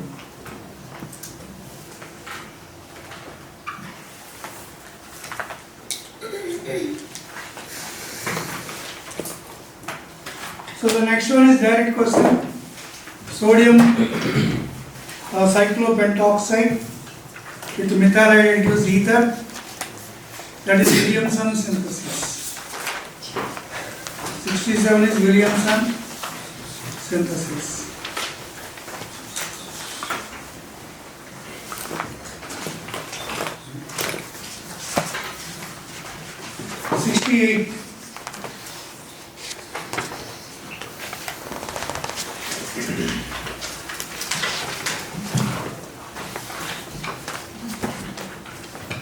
Delta X into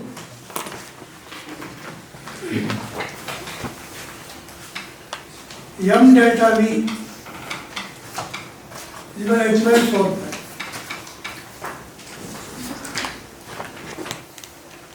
Heisenberg uncertainty principle. So they are asking delta V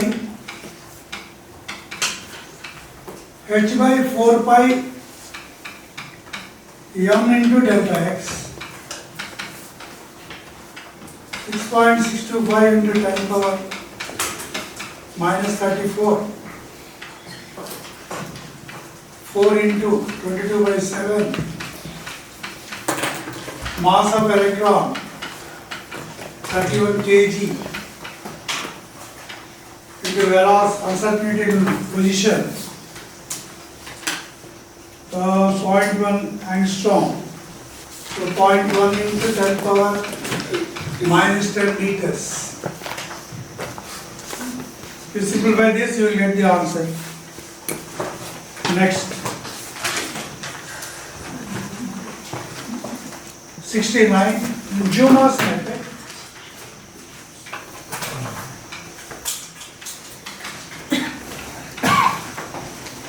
Percentage of nitrogen in Juno's method. So anyone? 22,400 ml of N2 weighs 28 grams at ST.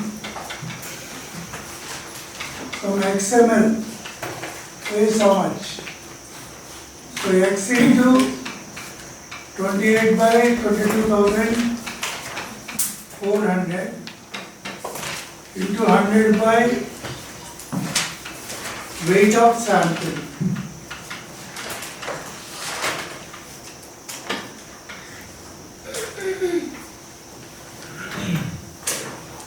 What is this XML? Volume of N2 at STP. Look at the problem and see whether the volume of N2 at STP is given or not. So obviously, they are not given. They are given 50 ml of 55 ml of N2 at a different temperature, different pressure. So you have to first to find X value. So P1 V1 by T1 is equal to P2 V2 by T2. These are STP conditions. These are given conditions. So from this you have to calculate V2. P1 V1 T2 by P2 T1. So P1 is given how much?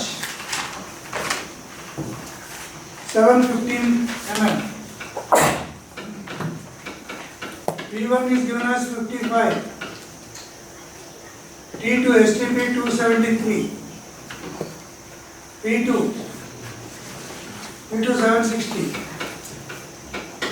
Into T1 is given 300 Kelvin. This gives XML. So you have to solve this X first.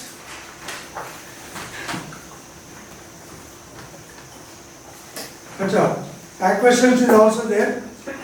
So 715 minus 15. Here a lot small. This 715 is collected over water. So P1 is 715 minus 15. This is P1. Okay, find X and substitute here. Then you get percentage nitrogen. Next.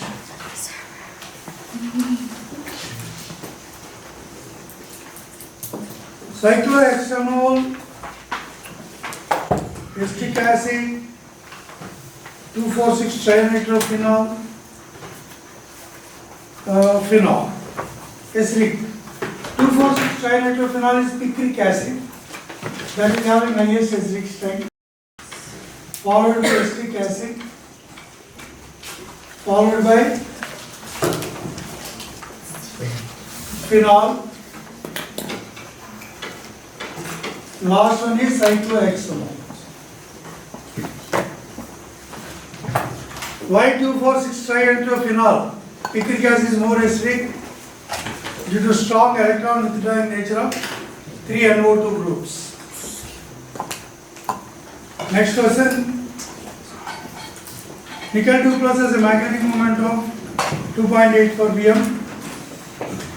Both are correct. So mu is equal to root of n into n plus 2.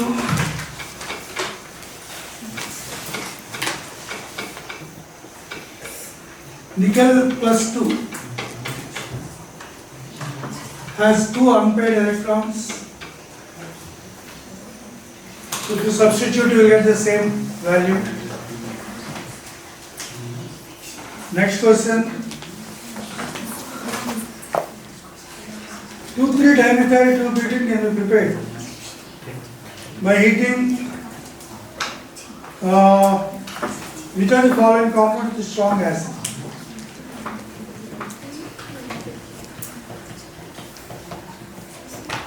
2,3-dimethyl-2-butene.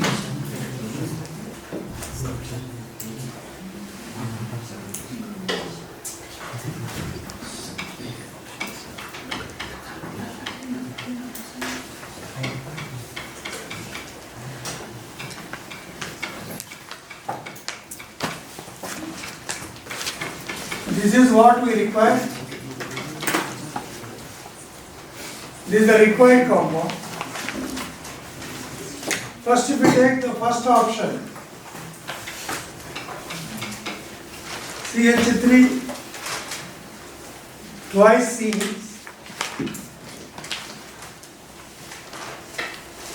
CH3 twice C, CH double bond CH.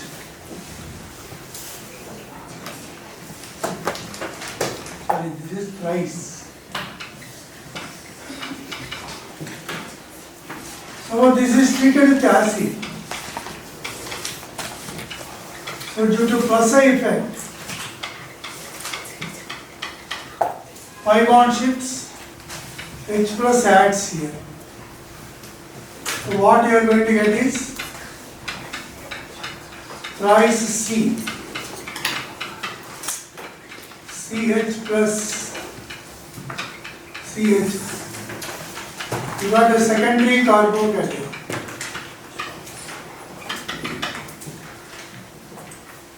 Carbocations always undergo rearrangement to give more stable carbon. So 1,2 methyl shift can occur. So 1,2 methyl shift.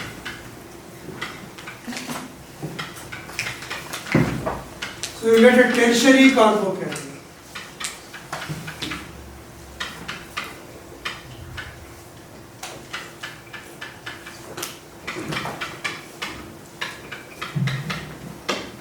Now this will lose a proton. So minus H plus. So luckily we have to verify with each answer. First option itself we got the answer. Otherwise a little bit time taking. So this is the required compound. Required compound from which are the following? Option A I have taken. With acid catalyst, we got a carbocation, a rearrangement, followed by deprotonation, giving 2,3 dimethyl 2-butene.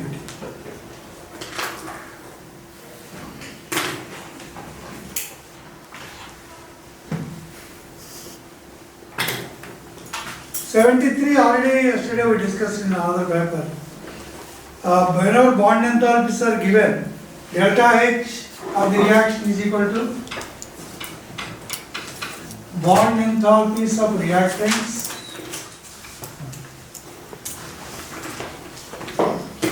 sigma bond enthalpies.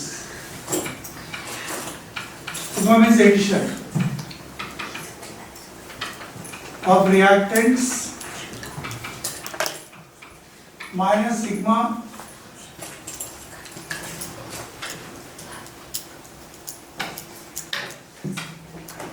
bond enthalpies of products. So delta H value is given how much? So delta H of 90 minus 90 is equal to 430 plus 240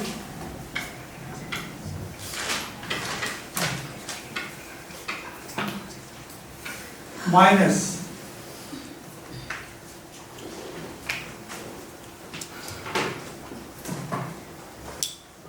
bond enthalpy of itself kilojoule per mole. So minus H2 plus Cl.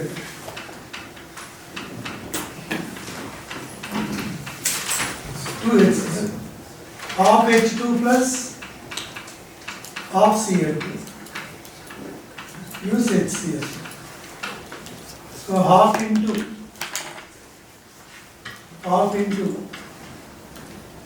then some X. X value are writing.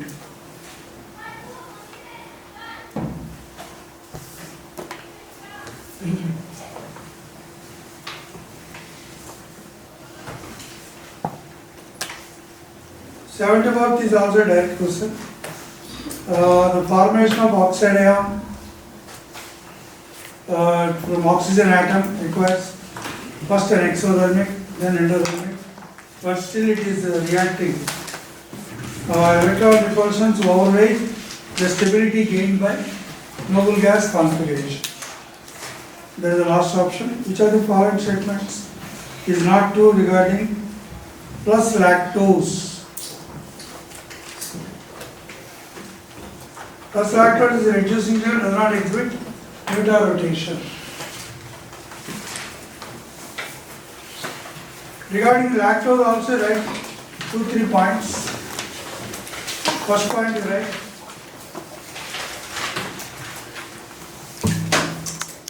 Beta D galactose and beta D glucose. Lactose is a combination of beta D galactose and beta D glucose with 1,4-glycosidic linkage. That is the first point.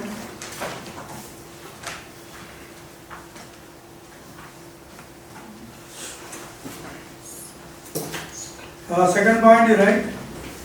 Lactose is beta D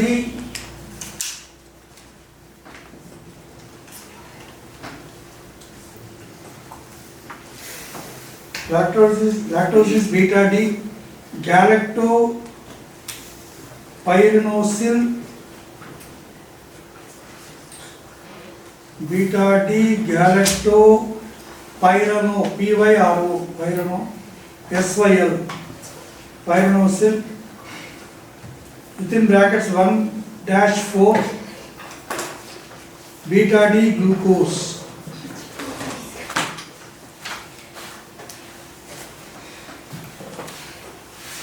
So here I am writing the Haworth structure.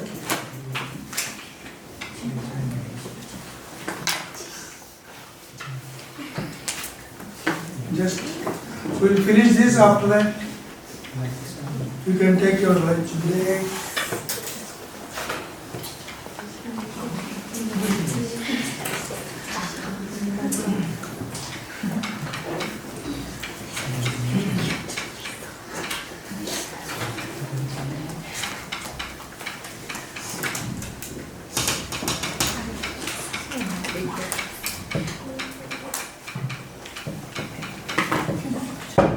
This is beta D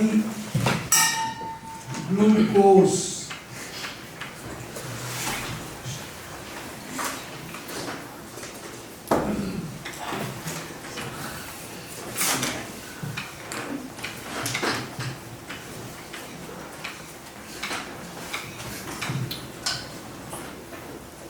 Again here I am writing beta D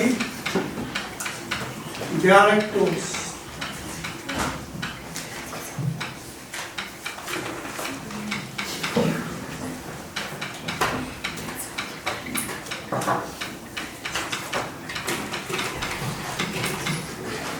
One, two, three, 4, 5, 6 carbons.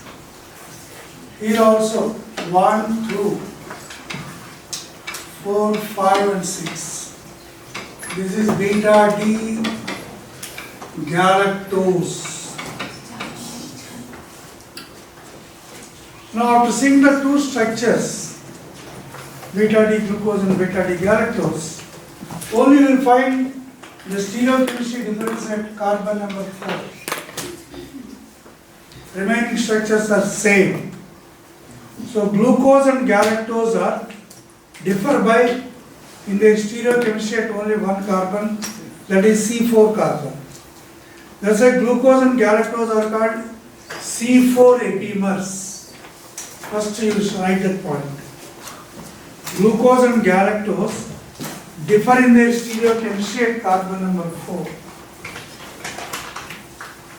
Glucose and galactose differ in their stereochemistry at carbon number 4. Hence they are called C4 epimers.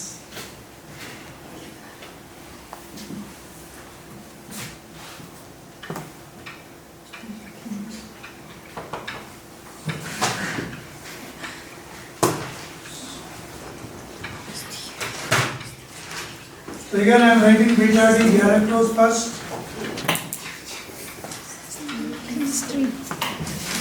So this is beta D galactose.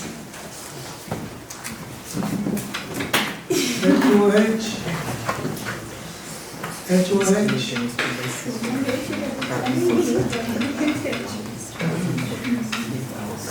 Now this beta D galactose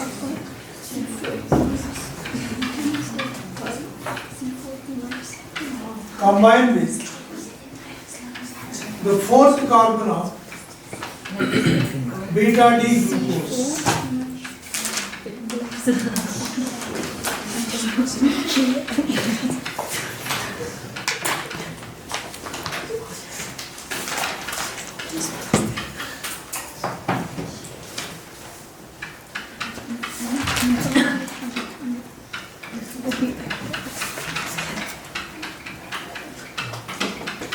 So this two will react, from H2O will be gone.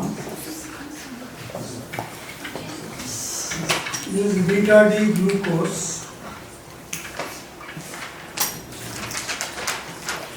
So the new bond formed with O is called a glycosidic linkage. So the product, final product is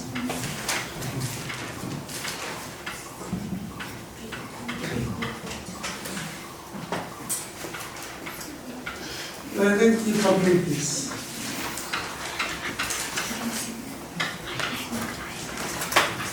So this is 1,4 glycosidic linkage. The first carbon of galactose, fourth carbon of glucose are involved in glycosidic linkage.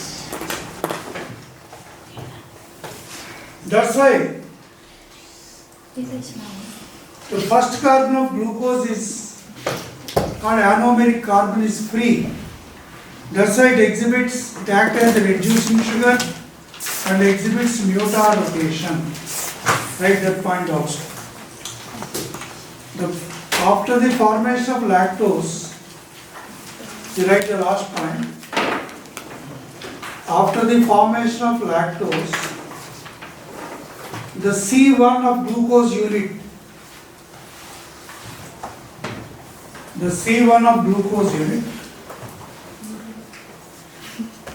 within brackets anomeric carbon,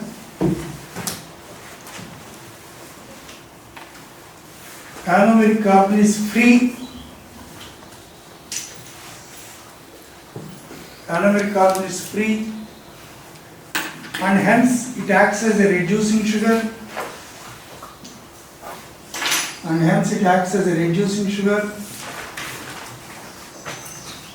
and exhibits mutar rotation, MUTA, mutar rotation.